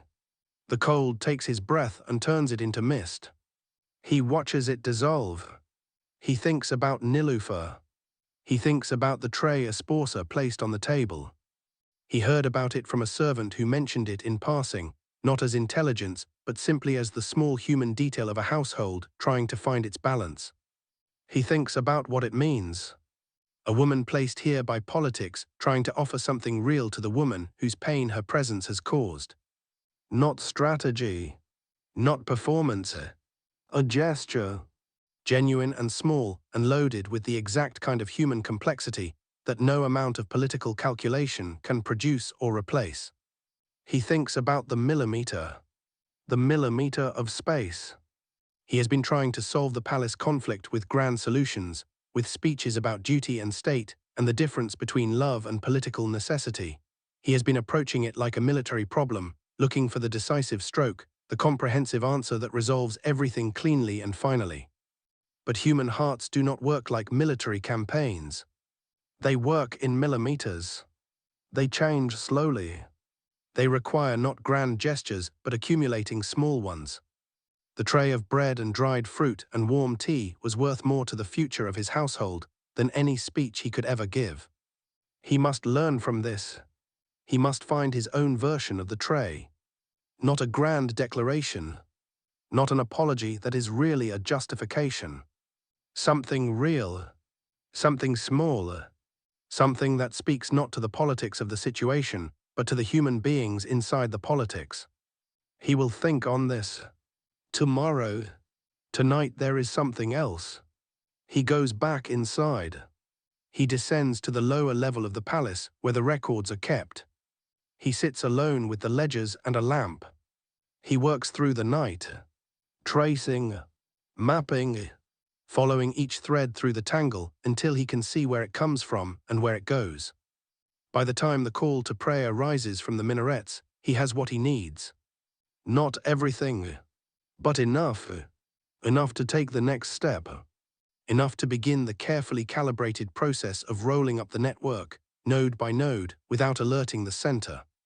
He puts down the ledger. He stands. He stretches. His back protests. His eyes ache. He goes to make his ablutions for the morning prayer. He stands in the pre-dawn darkness, and he prays with the full engagement of his soul, not the mechanical recitation of a man going through the motions of religious obligation, but the genuine conversation of a person who needs something beyond what human intelligence and human strategy can provide. He asks for clarity. He asks for strength. He asks for the wisdom to know the difference between the moment to act and the moment to wait. He asks in the private language that exists between a person and their God for the courage to make decisions that will hurt people he loves, because the alternative is a weakness that would hurt everyone. He finishes his prayer. He stands in the stillness that follows. And then he begins again. Because the work does not stop for prayer. Prayer is what makes the work possible. And the work is what makes the prayer meaningful. He begins again. The day breaks. Bursa wakes beneath him. The city stretches and breathes and begins its ordinary morning. The merchants open their stalls. The children go to their lessons. The soldiers take their positions. The servants move through their routines. The ordinary music of a city that does not know what is being done, for it resumes its familiar rhythm. And at the center of it all, in the palace that sits above the city like a watch post above a precious thing that must be protected, Orhan stands. Not victorious, not triumphant, not the hero of a story that has reached its resolution. Simply present, simply continuing, simply doing the endless, unglamorous, necessary work of holding something together that the world keeps trying to break apart. He is not Osman.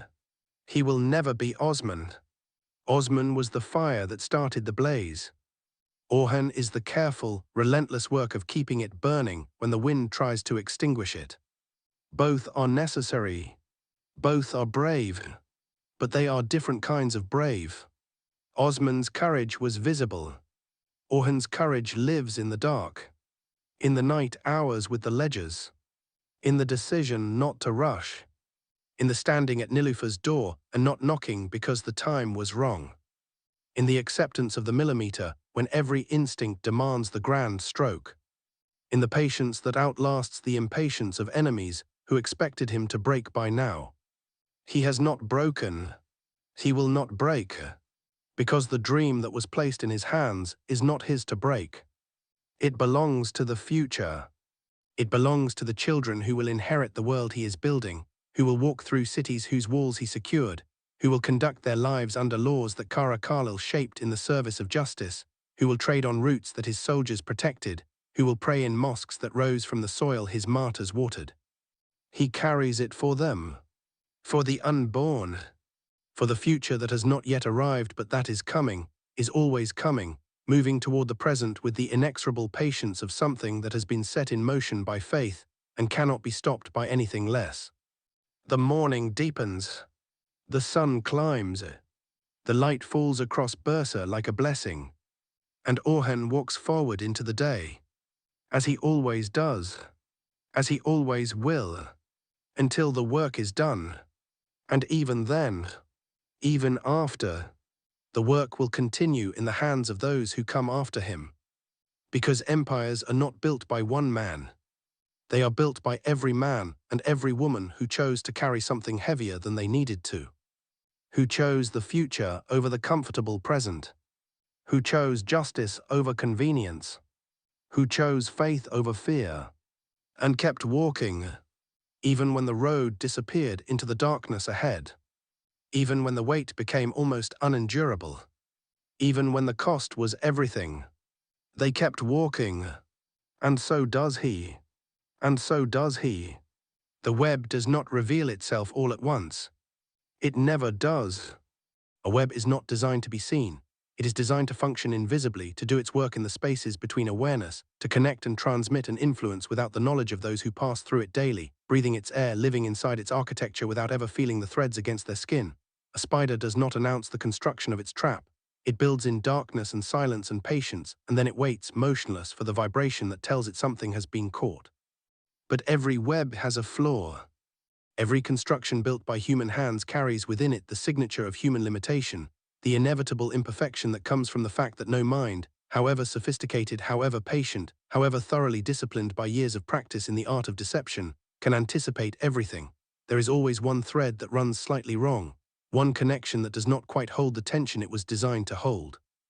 One node that is just slightly less reliable than its constructor believed when they placed it in the network and trusted it to bear the weight of their design.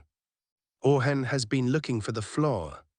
He has been looking with the particular quality of attention that belongs to someone who knows the flaw exists even before they find it, who has committed to the belief that every constructed thing has its weak point, that the only question is how long it takes to locate it, and whether you locate it before the web decides you are ready to be caught.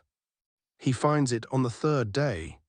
Not in the ledgers, not in the council, not in the political architecture of the palace's internal tensions.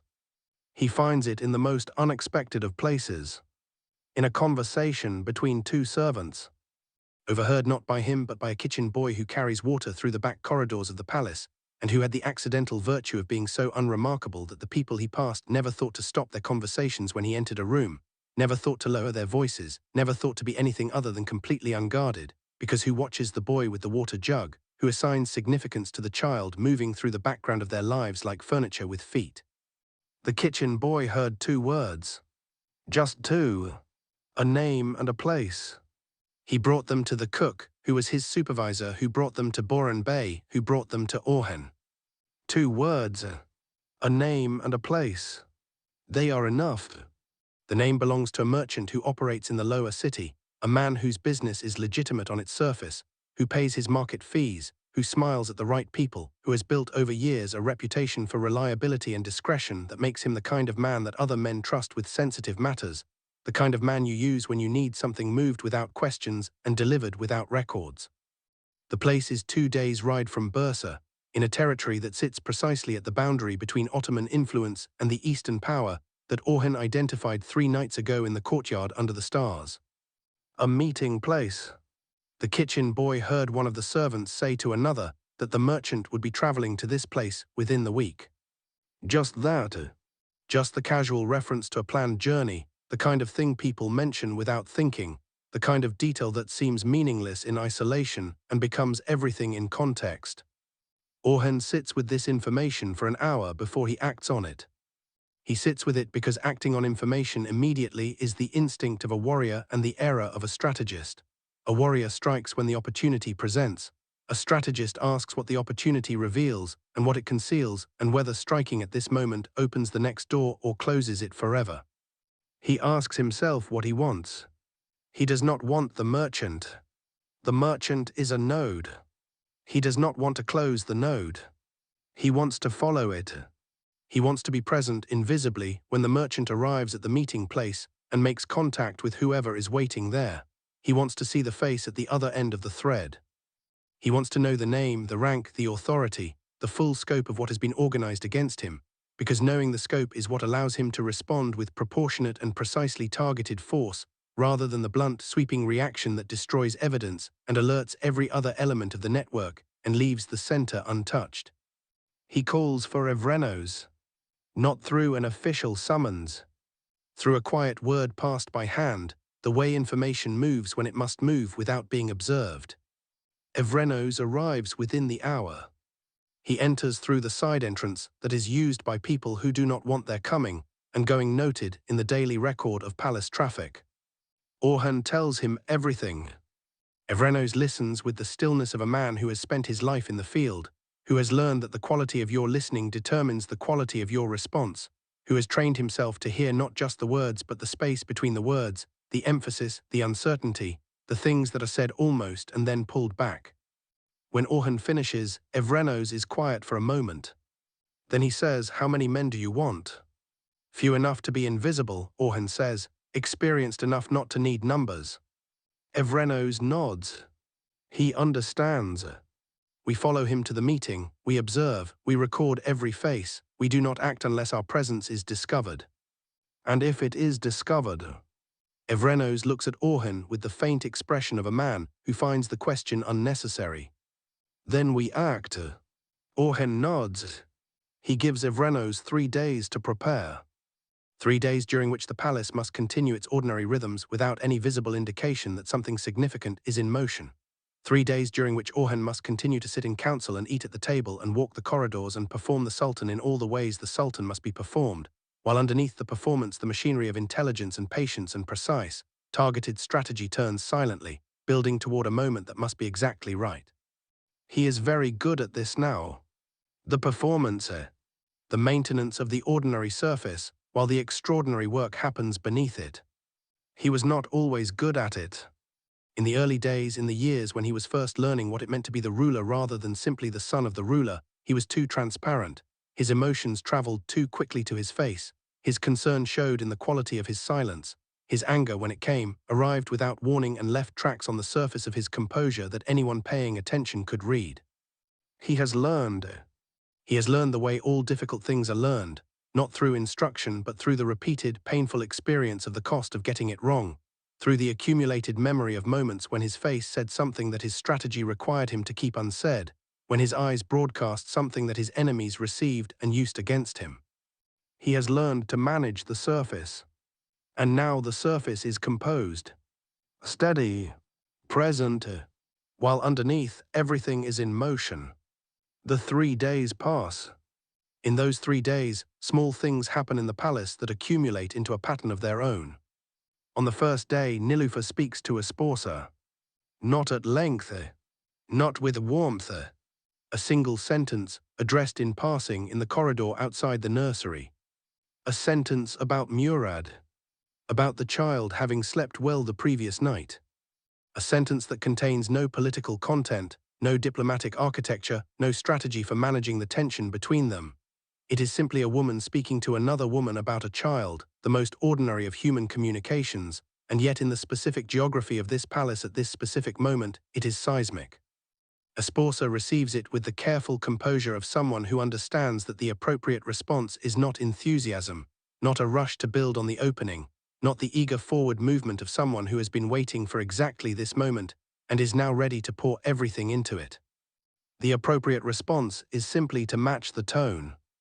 Ordinary for ordinary. Simple for simple.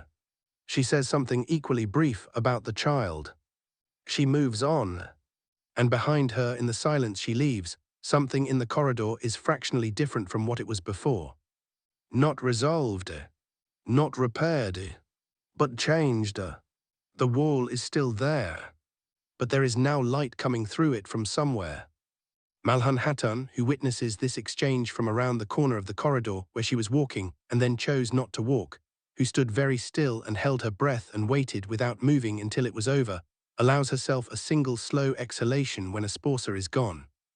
Just one. Then she continues walking. Her face reveals nothing. But inside the chambers of her heart, something that has been braced against impact for weeks relaxes a single degree. 1 degree. No more. But 1 degree is the beginning of warmth in a space that has been cold. On the second day, Karar makes a ruling that reverberates through the lower city in ways that the palace does not immediately hear about but that Orhan will hear about later, from the reports that come in from the market, from the conversations that reach him through the network of ordinary people whose ordinary lives form the actual substance of the state he is responsible for. The ruling is about land. A family in the lower district has been farming a piece of land for 3 generations, since before the Ottoman administration formalized the city's records, since the time when the land was worked by whoever had the strength and the will to work it, when formal ownership existed only in the memory of the community rather than in any written document. A recently arrived merchant has produced papers claiming ownership of the same land. The papers are official. They have been processed through the proper administrative channels.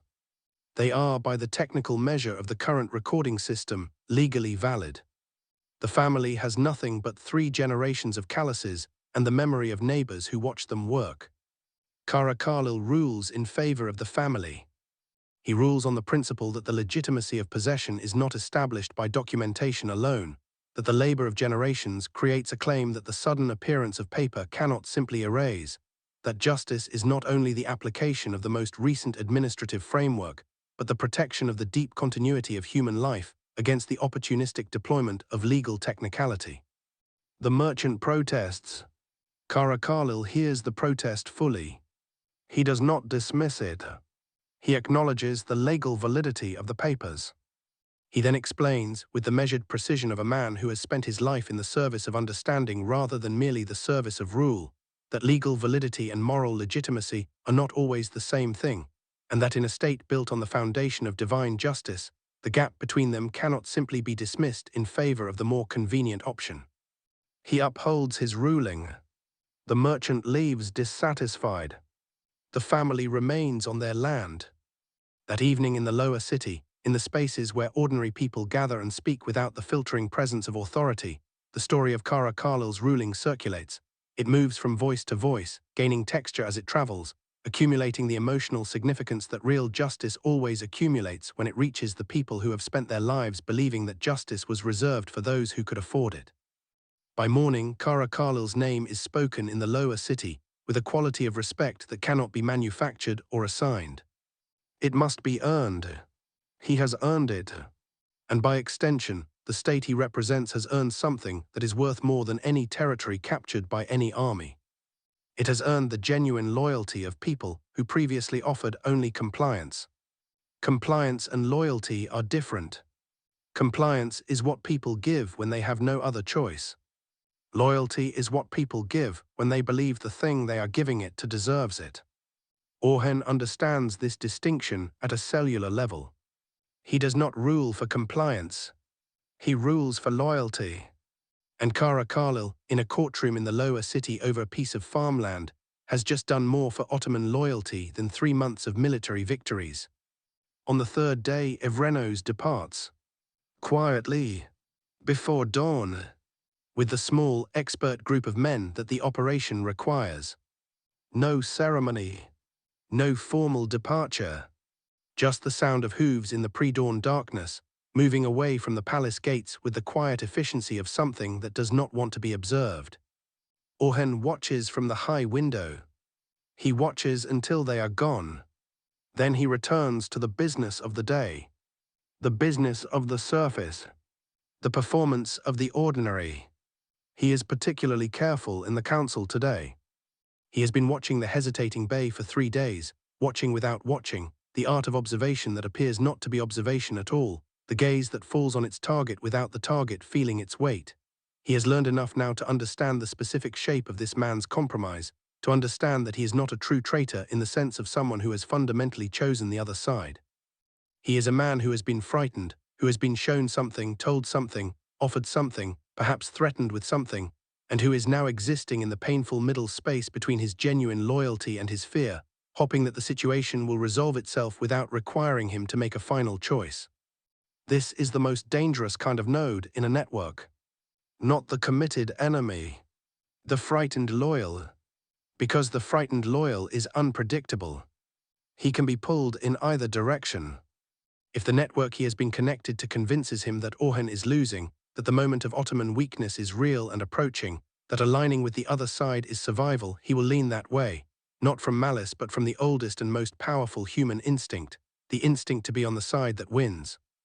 But if Orhan can show him something different, if he can demonstrate not through words but through the visible, undeniable evidence of Ottoman strength and stability and justice, then the frightened loyal can be reclaimed.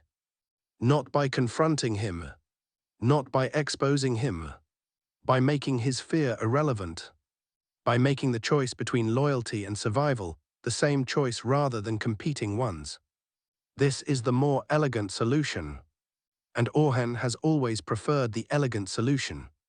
Not out of mercy, out of efficiency. A bey publicly exposed and humiliated is a bey who cannot be used for anything afterward, who becomes a symbol of Ottoman suspicion that frightens every other bey who has ever had a moment of doubt, which is all of them, which means Orhan would be broadcasting to his entire council that doubt is treated as betrayal. Which would make them all less honest. Which is the opposite of what he needs. He needs honest councils. He needs men who feel safe enough to bring him their fears rather than hiding them until the fears become actions. He needs a culture of acknowledged difficulty rather than performed certainty. He builds it slowly. One council meeting at a time. One conversation at a time. One moment of demonstrating that vulnerability is not punished, but heard and addressed and taken seriously. The hesitating bey sits in the council today. He is watching Orhan with the particular attention of someone who has been watching for signs of what they fear most, watching for the moment when the Sultan's patience breaks and the accusation comes, and the situation becomes irreversible. He sees no such moment. What he sees instead is Orhan speaking about the future, about expansion, about the specific plans for the next phase of the state's development. Plans that are concrete and detailed, and that demonstrate something the hesitating bey has been told by the network he has been touched by cannot be true, that the Ottoman Sultan is distracted, is weakening, is consumed by the domestic conflicts of his household to the point where his political vision has narrowed. What he sees is not a distracted ruler. He sees a man who carries multiple things simultaneously without dropping any of them, who speaks about frontier security and market justice and administrative reform and alliance management and military planning all in the same morning council, moving between them with the fluency of a mind that has organized itself around the demands of governance rather than around any single consuming preoccupation. The hesitating bey's hands relax. Barely. But Orhan sees it. Because Orhan sees everything that matters. He does not acknowledge it. He does not direct his gaze toward the bey. He simply files it away. Progress. Millimeters of progress. Always millimeters. The patience required is immense. The patience required is everything. After the council, Orhan walks alone through the palace gardens. The garden is small, not the grand formal gardens of a fully established imperial palace, but the working garden of a growing city that has not yet reached the stage where beauty can be prioritized equally with function. There are fruit trees. There are vegetables growing in organized rows. There are herbs that the kitchen uses and herbs that the physician uses, the distinction between food and medicine being less clear in a world where both come from the same earth. He walks slowly. He is not thinking about strategy. For this 1 hour, in this one small space, he has given himself permission to not think about strategy. He is thinking about his father. Specifically, he is thinking about a moment that he has not thought about in years, a moment from his childhood that comes back to him, now with the particular vividness that memories carry when they are recalled not through conscious effort, but through some associative trigger in the present, some quality of light or smell or silence that connects the current moment to the past one. He remembers being perhaps 7 or 8 years old. He remembers following his father through a garden not unlike this one.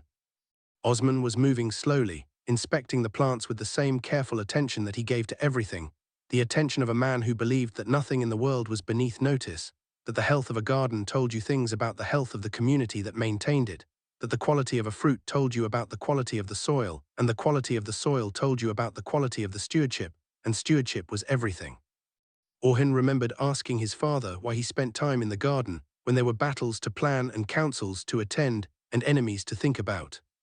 Osman had looked at him with those eyes that always seemed to be looking at something beyond the immediate surface of whatever was in front of them. He said, because the garden does not care about my battles, it simply needs to be tended, and a man who cannot tend what is small cannot be trusted to tend what is large. Orhan had not fully understood at the time. He understands now. He tends the garden. He walks its paths. He looks at the plants. He breathes the earth smell. And he carries his father with him through the rows, the memory of a man who planted seeds in every space he occupied, in soil and in people and in the future, and trusted that the planting was enough, that the growth would happen without him if the planting had been done with enough care. He stops before a tree, young, not yet fully established. Its trunk still slight, its roots still spreading into the soil, its branches still too new to carry significant weight. But it is growing. The direction is clear. He does not know who planted it. He does not know when. But someone planted it. Someone made a decision to put a seed in the ground, in a place where they might never see the full-grown tree. That is what his father did. That is what he must do. Plant for the future he will not see. Tend the present he is responsible for. And trust that the combination of these two things, the long vision and the immediate care, is what makes something last. He stands by the tree for a long moment. Then he walks back into the palace. The work is waiting. It is always waiting. But he returns to it now with something that was not quite there before he came to the garden. Not energy exactly. Deeper than energy. Alignment. The sense that the work and the purpose behind the work are in the same direction, pointing toward the same horizon, that the exhausting daily grind of strategy and patience and carefully managed performance is connected to something larger than itself, to the tree that is not yet grown, to the children who will sit in its shade, to the future that cannot yet see him, but that he can almost see if he looks at it from exactly the right angle. Aligned, he can go on. On the fourth day after Evrenos's departure, a rider arrives. He comes from the direction of the meeting place. He carries a message in Evrenos's precise, minimal handwriting. 4 words. We have the face. Orhan reads the message twice. He folds it carefully. He places it in the fire. He watches it burn. Then he sends for his most trusted scribe. He begins to dictate. Not a military order. A letter addressed to the power at the other end of the thread. The power that has been building its case against Ottoman stability. The power that thought it was watching a weakening state and did not know that the state was watching back. The letter is not a threat.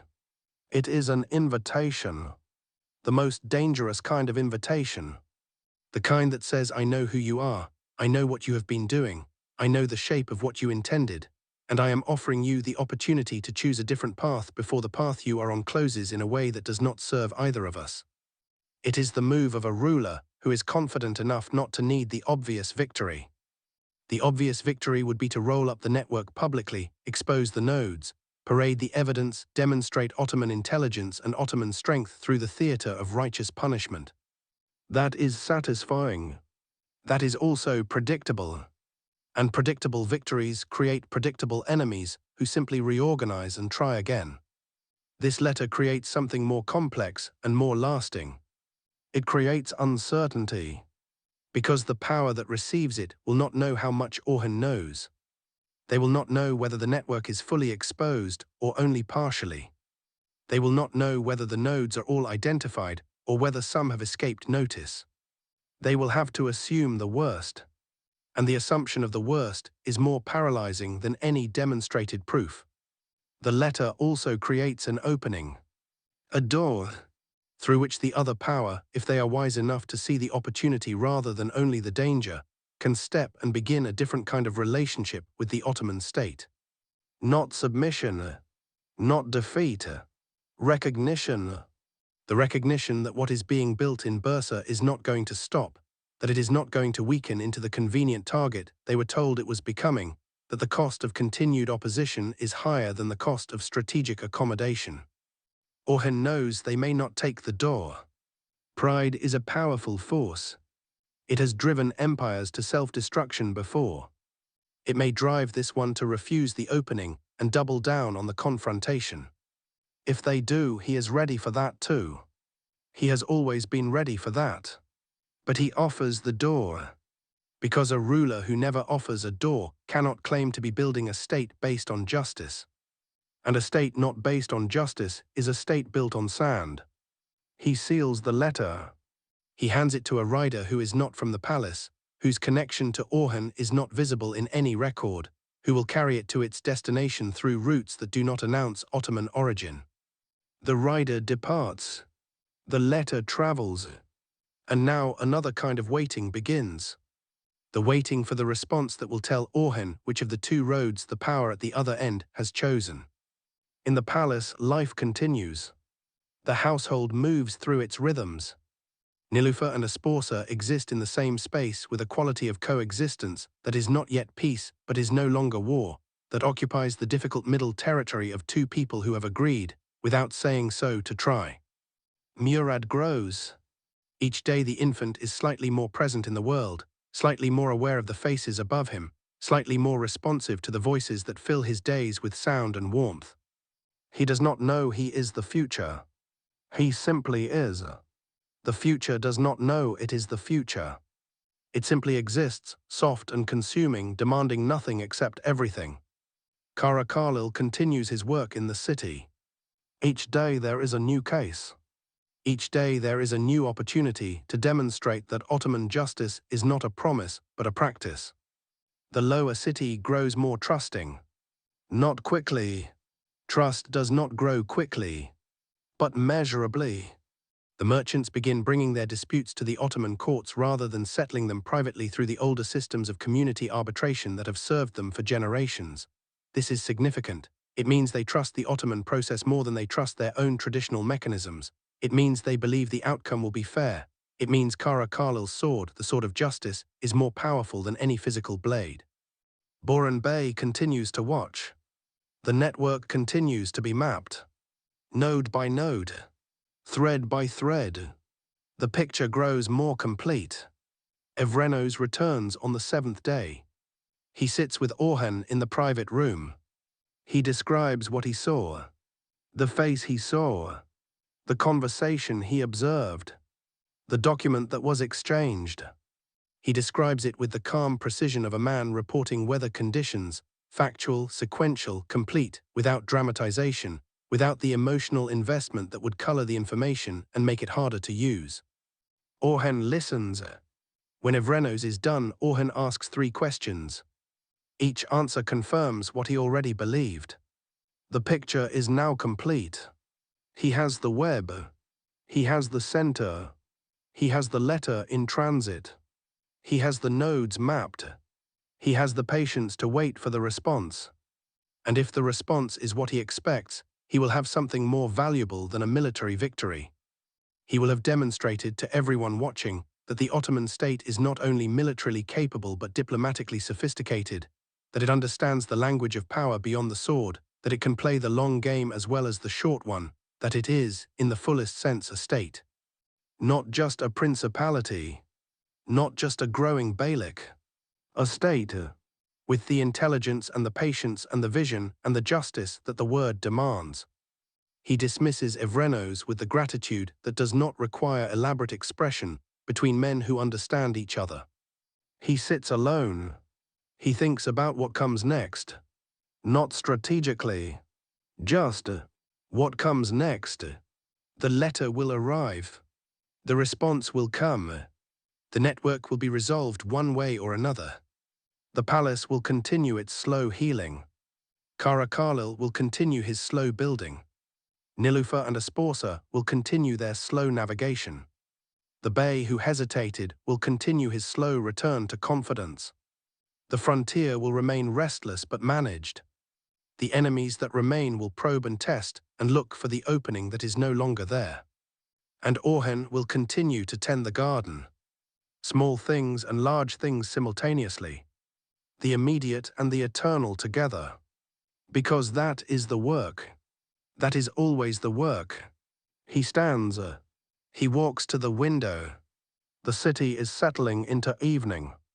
The call to prayer is beginning, the sound rising from the minarets and spreading across the rooftops, and finding its way into every corner of Bursa where a faithful soul is ready to receive it. He listens. For a moment he is not the Sultan. He is not the son of Osman. He is not the builder of empires. He is simply a man standing at a window listening to the call to prayer in a city that is trying to become something worth protecting. Then the moment passes, and he is all of those things again. All at once.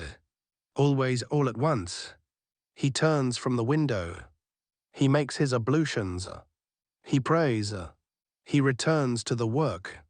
And the city breathes beneath him, trusting without knowing it trusts, living without knowing what sustains the conditions of its life, going about the ordinary business of existing in a world that is being shaped, even now, even in this moment, by the decisions of a man at a window who carries their weight without showing it. The stars appear. The night comes. The palace holds its breath. And tomorrow begins before today has finished. As it always does. As it always will. Until the dream is built. And even then, the tending continues. Because a garden that is not tended returns to wilderness. And the wilderness, patient and relentless and ancient beyond any human ambition, is always waiting at the edges. Always waiting. To reclaim what was cleared with so much labor. To swallow what was built with so much sacrifice. To silence what was said with so much faith. And Orhan stands between the wilderness and the garden. As he will stand tomorrow. As he will stand the day after. For as long as he draws breath. And when he no longer draws breath, someone else will stand there, carrying the same weight, speaking the same prayer, planting the same seeds. Because that is what the dream requires. Not one man, a line of men. A succession of souls willing to carry what the previous one carried and add to it, and pass it forward. A chain, unbroken, stretching from Osman, through Orhan, into a future so vast and so distant that no living eye can fully see it. But Orhan can feel it, in the roots of the young tree in the garden, in the sound of the call to prayer above the city, in the breath of his sleeping son, in the millimeter of space that opened in a palace wall between two women who chose, almost without meaning to, the harder path of trying. In all of these small things, enormous things are announced. And Orhan, standing between the wilderness and the garden, between the past and the future, between the man he is and the legacy he is becoming, hears the announcement clearly. And answers it, with the only answer a man of faith and purpose can give. He continues. He continues. He continues. There is a particular kind of silence that belongs only to the moments before everything changes. Not the silence of peace, not the silence of rest, but the silence of a held breath. The silence of a world that knows something is coming and has contracted around itself in the instant before impact, the way all living things contract before a blow, the way the body knows before the mind acknowledges, the way the air changes its quality in the seconds before lightning finds the ground and the universe rearranges itself around the new fact of what has just occurred. Bursa holds that silence now. Not visibly. The market is open, the children move through the streets, the merchants call their prices, the soldiers pace their routes, the servants carry their loads through the palace corridors. The city performs its ordinary day with the thoroughness of something that does not know it is being watched, that does not know it is standing at the edge of a moment that will be remembered long after the people living inside it have dissolved back into the earth from which they came. But beneath the performance of the ordinary, something is shifting. Orhan feels it. He has felt it since dawn. Since the moment he opened his eyes in the pre-dawn darkness and lay still for a moment listening to the quality of the silence around him and found it different from the silence of other mornings, found it charged, pressurized, dense with the weight of what has been set in motion, and is now moving toward its conclusion with the unstoppable momentum of something that left the hand long ago and is only now arriving at its target. The letter has had time to arrive. The response is overdue, not in the sense of a deadline that has been explicitly established. There was no explicit deadline, but Orhan has spent his life learning to read the rhythms of power, the way empires breathe, the pace at which decisions are made by those who have enough of it to feel the weight of each choice, and he knows that a response to what he sent should have come by now if the power at the other end intended to accept the door he offered. Silence in the place of a response is itself a response. It says something. He is reading it. He is reading it carefully, the way he reads everything with the full weight of his attention, holding the silence up to the light and examining it from multiple angles, asking himself whether it is the silence of pride that needs more time to accept what it knows must be accepted, or the silence of defiance that has decided that the confrontation is preferable to the accommodation, or the silence of something else entirely, something he has not yet considered. Some third possibility that lives in the space between the expected options. He eats his morning meal alone. He has done this 3 times this week. Not because he is withdrawing from the household, because he needs the quality of thought that solitude produces in the early hours, before the day's complications arrive and demand the distribution of attention that leaves no single thread with enough weight to follow to its end. He eats. He thinks. He watches the courtyard through the window beside his table. A sparrow lands on the stone wall across the courtyard. It sits for a moment, its small head moving in the rapid, alert manner of a creature that is always simultaneously living and watching for the thing that wants to end its living. Then it flies. Gone. Orhan watches the empty wall. He thinks about the sparrow's relationship to the wall. The wall did not know the sparrow was there. The wall will not know the sparrow is gone. The sparrow will not return to this specific wall and find in it any memory of the moment just past. Nothing of the encounter is recorded anywhere. And yet it happened. It was real. The sparrow was there. And then it was not. He thinks about how much of what determines the fate of an empire happens in exactly this way. In the unrecorded moments. In the things that happen without witness. In the conversations that no scribe is present to note. In the decisions made in private rooms by people who will not speak of them publicly. In the silences that carry more meaning than any speech.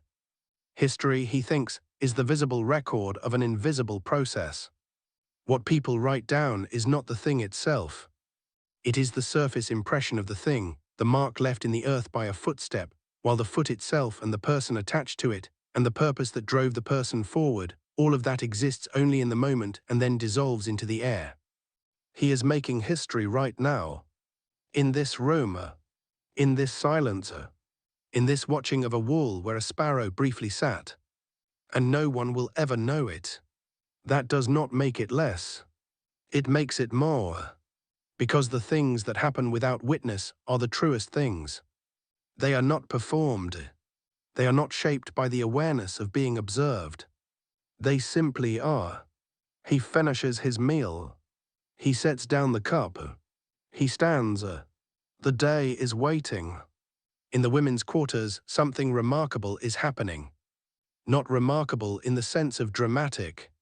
Remarkable in the sense of unexpected. Nilufer and Asporsa are sitting in the same room. Not side by side. Not facing each other. Each occupying a different area of the large room, each engaged with her own work, Nilufer with Murad in her arms, speaking softly to the infant in the way mothers speak to young children, the continuous soft narration of the world that helps language find its way into an infant's mind, and Asporsa at the writing table, composing the correspondence related to the Byzantine trade routes that Orhan has assigned to her oversight. They are in the same room. They are not speaking to each other. But they are also not in a state of hostile silence. The silence between them has changed its quality. It is no longer the silence of a wall. It is the silence of two people who are both reading and are aware of each other's presence, without that awareness being a source of tension. It is, if such a thing can be said, a companionable silence. Not warm, not intimate, but not hostile. The absence of hostility, in the specific context of this specific room, at this specific moment in the life of this household, is remarkable. Iraz sits in the corner working on mending. She keeps her eyes on her work, but the corners of her mouth have relaxed in a way they have not relaxed in weeks. Because Iraz, who loves a sposa with the particular fierce loyalty of a servant who has witnessed their charge at their most vulnerable and has never wavered, Iraz has been carrying the weight of a sposa's isolation as though it were her own pain, which in many ways it has been. And this room, this shared room, this silence that is not a war, is the first genuine relief she has felt since they arrived in Bursa. She does not show it. She keeps her eyes on the mending, but her hands are steadier. Murad makes a sound. A small sound, the kind that infants make without purpose, the kind that is simply the body discovering that it can produce sounds and experimenting with the discovery. Both women look at him, not at each other. At him. Two women looking at the same child from different angles. The child looks back at them with the wide, uncomplicated gaze of someone who does not yet understand the complex world of adult politics and pain and carefully managed silences, who sees only faces, who responds to warmth and attention without calculating their source. He looks at Nilüfer. He looks at a sposa. He makes another sound. This one is almost a laugh. The sound of an infant discovering that the world can be funny, that something about existence is amusing in a way that transcends language, in a way that is pure and physical, and has not yet been filtered through any of the layers of expectation and disappointment and compromise that life will eventually teach. Esposa looks at the child and something moves across her face. Something that is not composed. Something that is simply human and involuntary and real. It is almost a smile. Not quite, but almost. She controls it immediately. But Nilüfer sees it. And in seeing it, Nilüfer sees something about Esposa that she has not allowed herself to see before. That Esposa is also a woman. Not a political figure. Not a threat. Not a clause in a treaty. A woman who finds an infant's sound amusing. Who has the same involuntary response to that sound that any woman would have. Who is, beneath the composed exterior and the careful silence and the Byzantine court training and the weight of displacement, as human as Nilüfer herself. Nilüfer looks away. She looks at Murad. She does not speak, but something has shifted inside her. Not forgiveness, not yet. Understanding is not forgiveness, but it is the necessary precondition for it. You cannot forgive what you cannot understand. And Nilüfer has just understood something. The millimeter becomes a centimeter. Not announced, not declared, just felt. On the frontier, the morning has been violent. A border skirmish, smaller than a battle but larger than an incident, has erupted in the pre-dawn darkness with the chaos that always attends violence that begins without warning, that breaks the stillness so suddenly that the body is halfway through responding before the mind has finished registering what it is responding to. Evrenos is already there. He was already in the field, managing the aftermath of his intelligence operation when the skirmish began, and he responded with the immediate, effective authority of a man who has been making these kinds of decisions all his life, who does not need time to think about what to do because the thinking has already been done in the years of practice that precede every specific crisis. The skirmish is contained. It does not escalate, but it sends a message. Or rather, it reveals a message that was already being sent. The probe, the test. Someone is testing the border, not attacking it, testing it, feeling for the response time, measuring the quality of the Ottoman reaction, assessing whether the frontier is as defended as it appears or whether the intelligence suggesting Ottoman distraction has merit. Evrenos sends a rider to Bursa immediately. The rider arrives at the palace before noon. Orhan reads the report. He reads it 3 times. Then he sits back and looks at the ceiling. the silence that was the response to his letter. The frontier probe. They are connected. The silence is not the silence of a power deciding whether to accept the door. It is the silence of a power deciding whether it needs to. It is the silence of a power that has received the letter, recognized what it means, and is now testing whether the strength implied by the letter is real or performed. They are not reading his words. They are reading his borders. If the border holds firmly and immediately and disproportionately, they will know the strength is real. If the border wavers, if the response is delayed or uncertain or smaller than expected, they will know the letter was theater and the network's assessment was correct, and the moment to act is now. Orhan stands. He writes a single instruction. He hands it to the rider. The instruction is not complicated. It says respond with twice the force the probe warranted. Not because the situation demands twice the force. Because the audience requires it. The audience that is watching from the eastern distance needs to see a response so immediate and so confident and so significantly larger than necessary that the only conclusion available to them is that the Ottoman frontier is not managed by a distracted sultan struggling with palace politics, but by a ruler who has full command of his resources and his attention and his intention. Let them see it. Let them read it. Let them make their calculation again with the new data and arrive at a different answer. The rider departs. Orhan returns to the room. He looks at the map. He traces the border with his finger. He thinks about the kitchen boy with the water jug. He thinks about two words heard in a corridor. He thinks about a sparrow on a wall. He thinks about the invisible processes that determine the fate of visible things. He thinks about his father standing in a garden telling a small boy that a man who cannot tend what is small cannot be trusted to tend what is large. He has tended the small things. The tray of bread and fruit. The ruling about the farmland. The millimeter between two women in a room. The kitchen boy who was never noticed and therefore noticed everything. He has tended these things with the same attention he gives to borders and armies and political letters and intelligence networks. Because they are the same thing. They are all the same thing.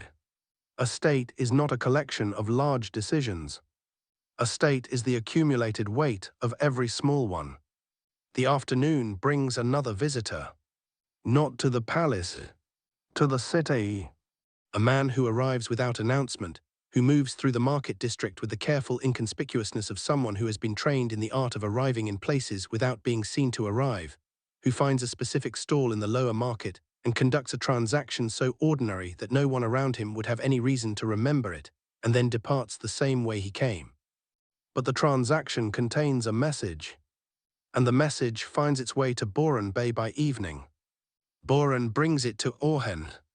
It is a response, not to the letter. The response to the letter will come through different channels. This is a response to the border incident. It says in the careful, oblique language of people who communicate through intermediaries and must therefore maintain plausible distance from the content of their communications, that the probe was not authorized by the power Orhan believes is at the center of the network. It was authorized by someone else, someone within the network, acting independently, acting against the explicit instruction of the center. Orhan reads this 3 times. He holds it up to the light of understanding. If it is true, it changes the picture significantly. It means the center, the power at the eastern distance, did not send the probe.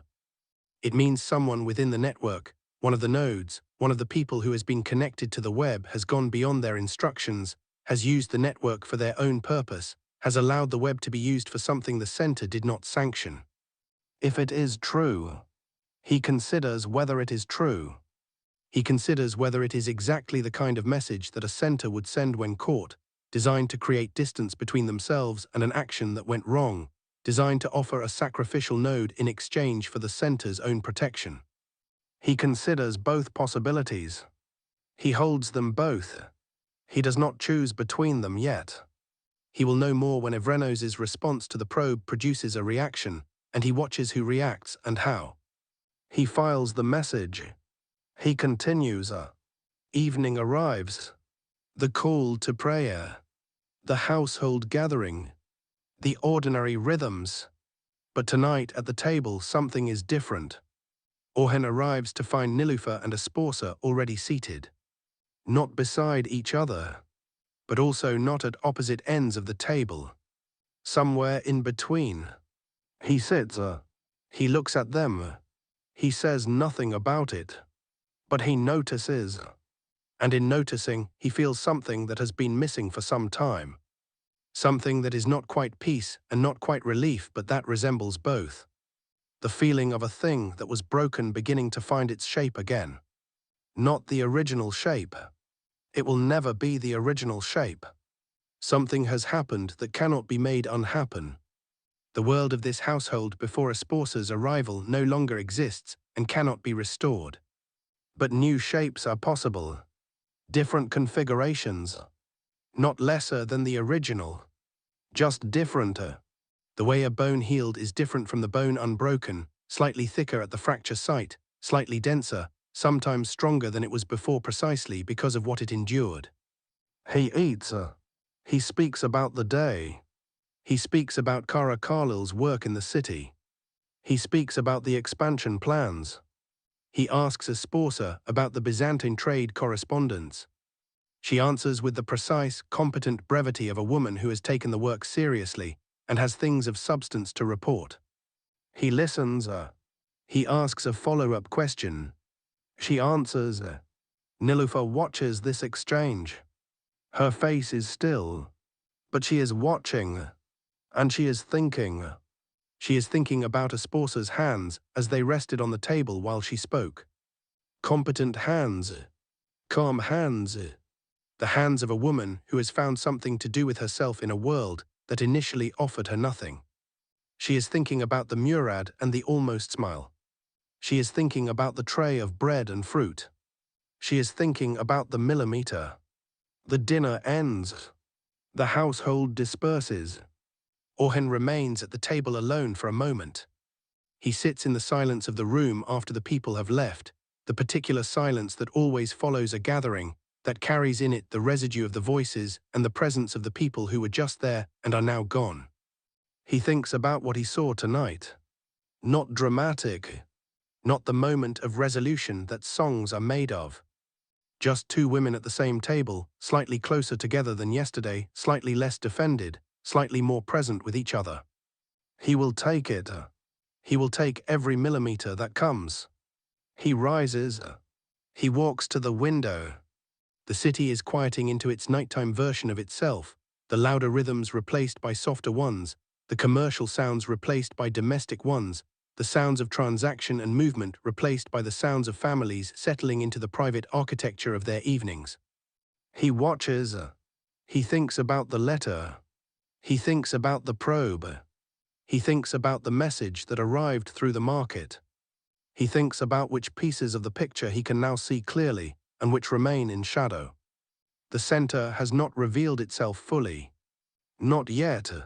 But it has revealed that it is watching. That it received the letter. That it is making calculations. That someone in the network acted without its permission and has now caused it a problem. The center, wherever it is now managing the consequences of an unauthorized action by one of its own nodes. Which means it is distracted. Which means it is, for the first time since this began, not fully in control of the situation it created. That is the opening. Not the letter. Not the border response.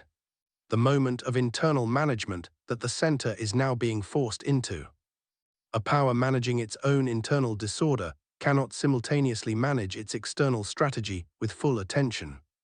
Orhan has learned this in the palace. He knows it as intimately as he knows anything. When you are managing the tension between two women at the same table, you cannot give your full attention to the frontier. When the frontier demands your full attention, the tension at the table has space to grow. Everything is connected. The personal and the political. The internal and the external. The small and the large.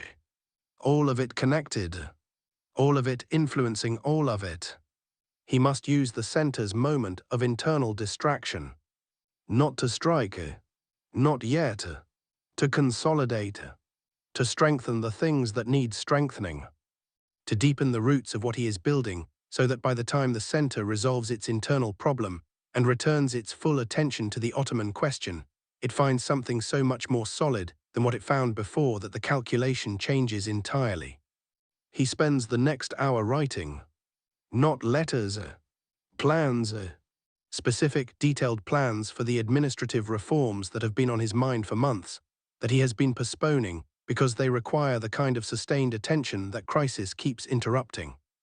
The organization of the court records, the standardization of market fees across the city, the expansion of Khalil's jurisdiction to include a formal system of appeals, the establishment of a garrison rotation that keeps the frontier strong without exhausting the same men indefinitely.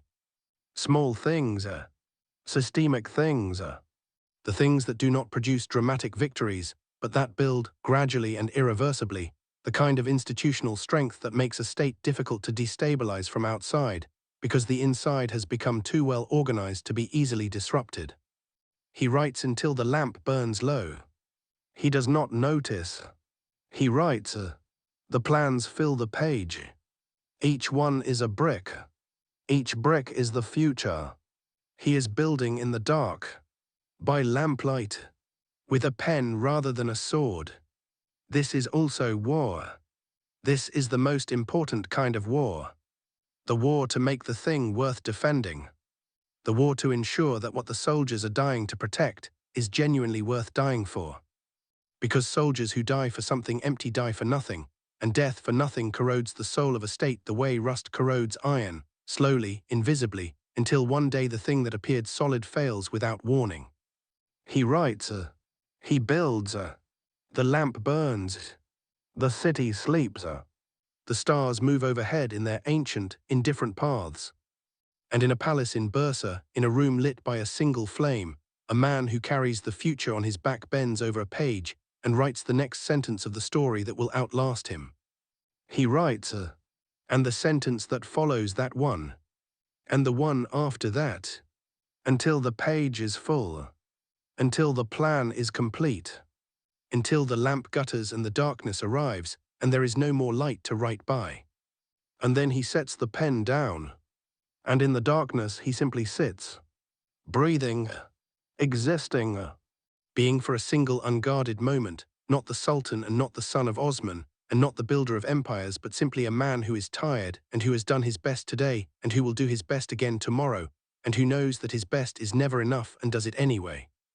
Because that is what love requires. Of a man who loves his people. Of a man who loves his state. Of a man who loves the future that does not yet exist and is depending on him to build the conditions for its existence.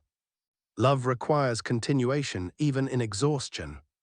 Especially in exhaustion. Because exhaustion is when the true measure of love is taken. Anyone can love what is easy. Only those who truly love continue when continuing costs everything. He continues. He will always continue. The darkness holds him. The palace breathes around him. And somewhere in the city, the sparrow is asleep on a wall. And the wall does not know it is there. And the sparrow does not know the wall cares nothing for its presence. And yet both are real. Both exist. Both are part of the same world. The world that Orhan is trying to make safe enough for sparrows to sleep on walls without fear. Without fear. That is the dream. The simplest possible version of the dream. A world where the small and the ordinary can exist without terror.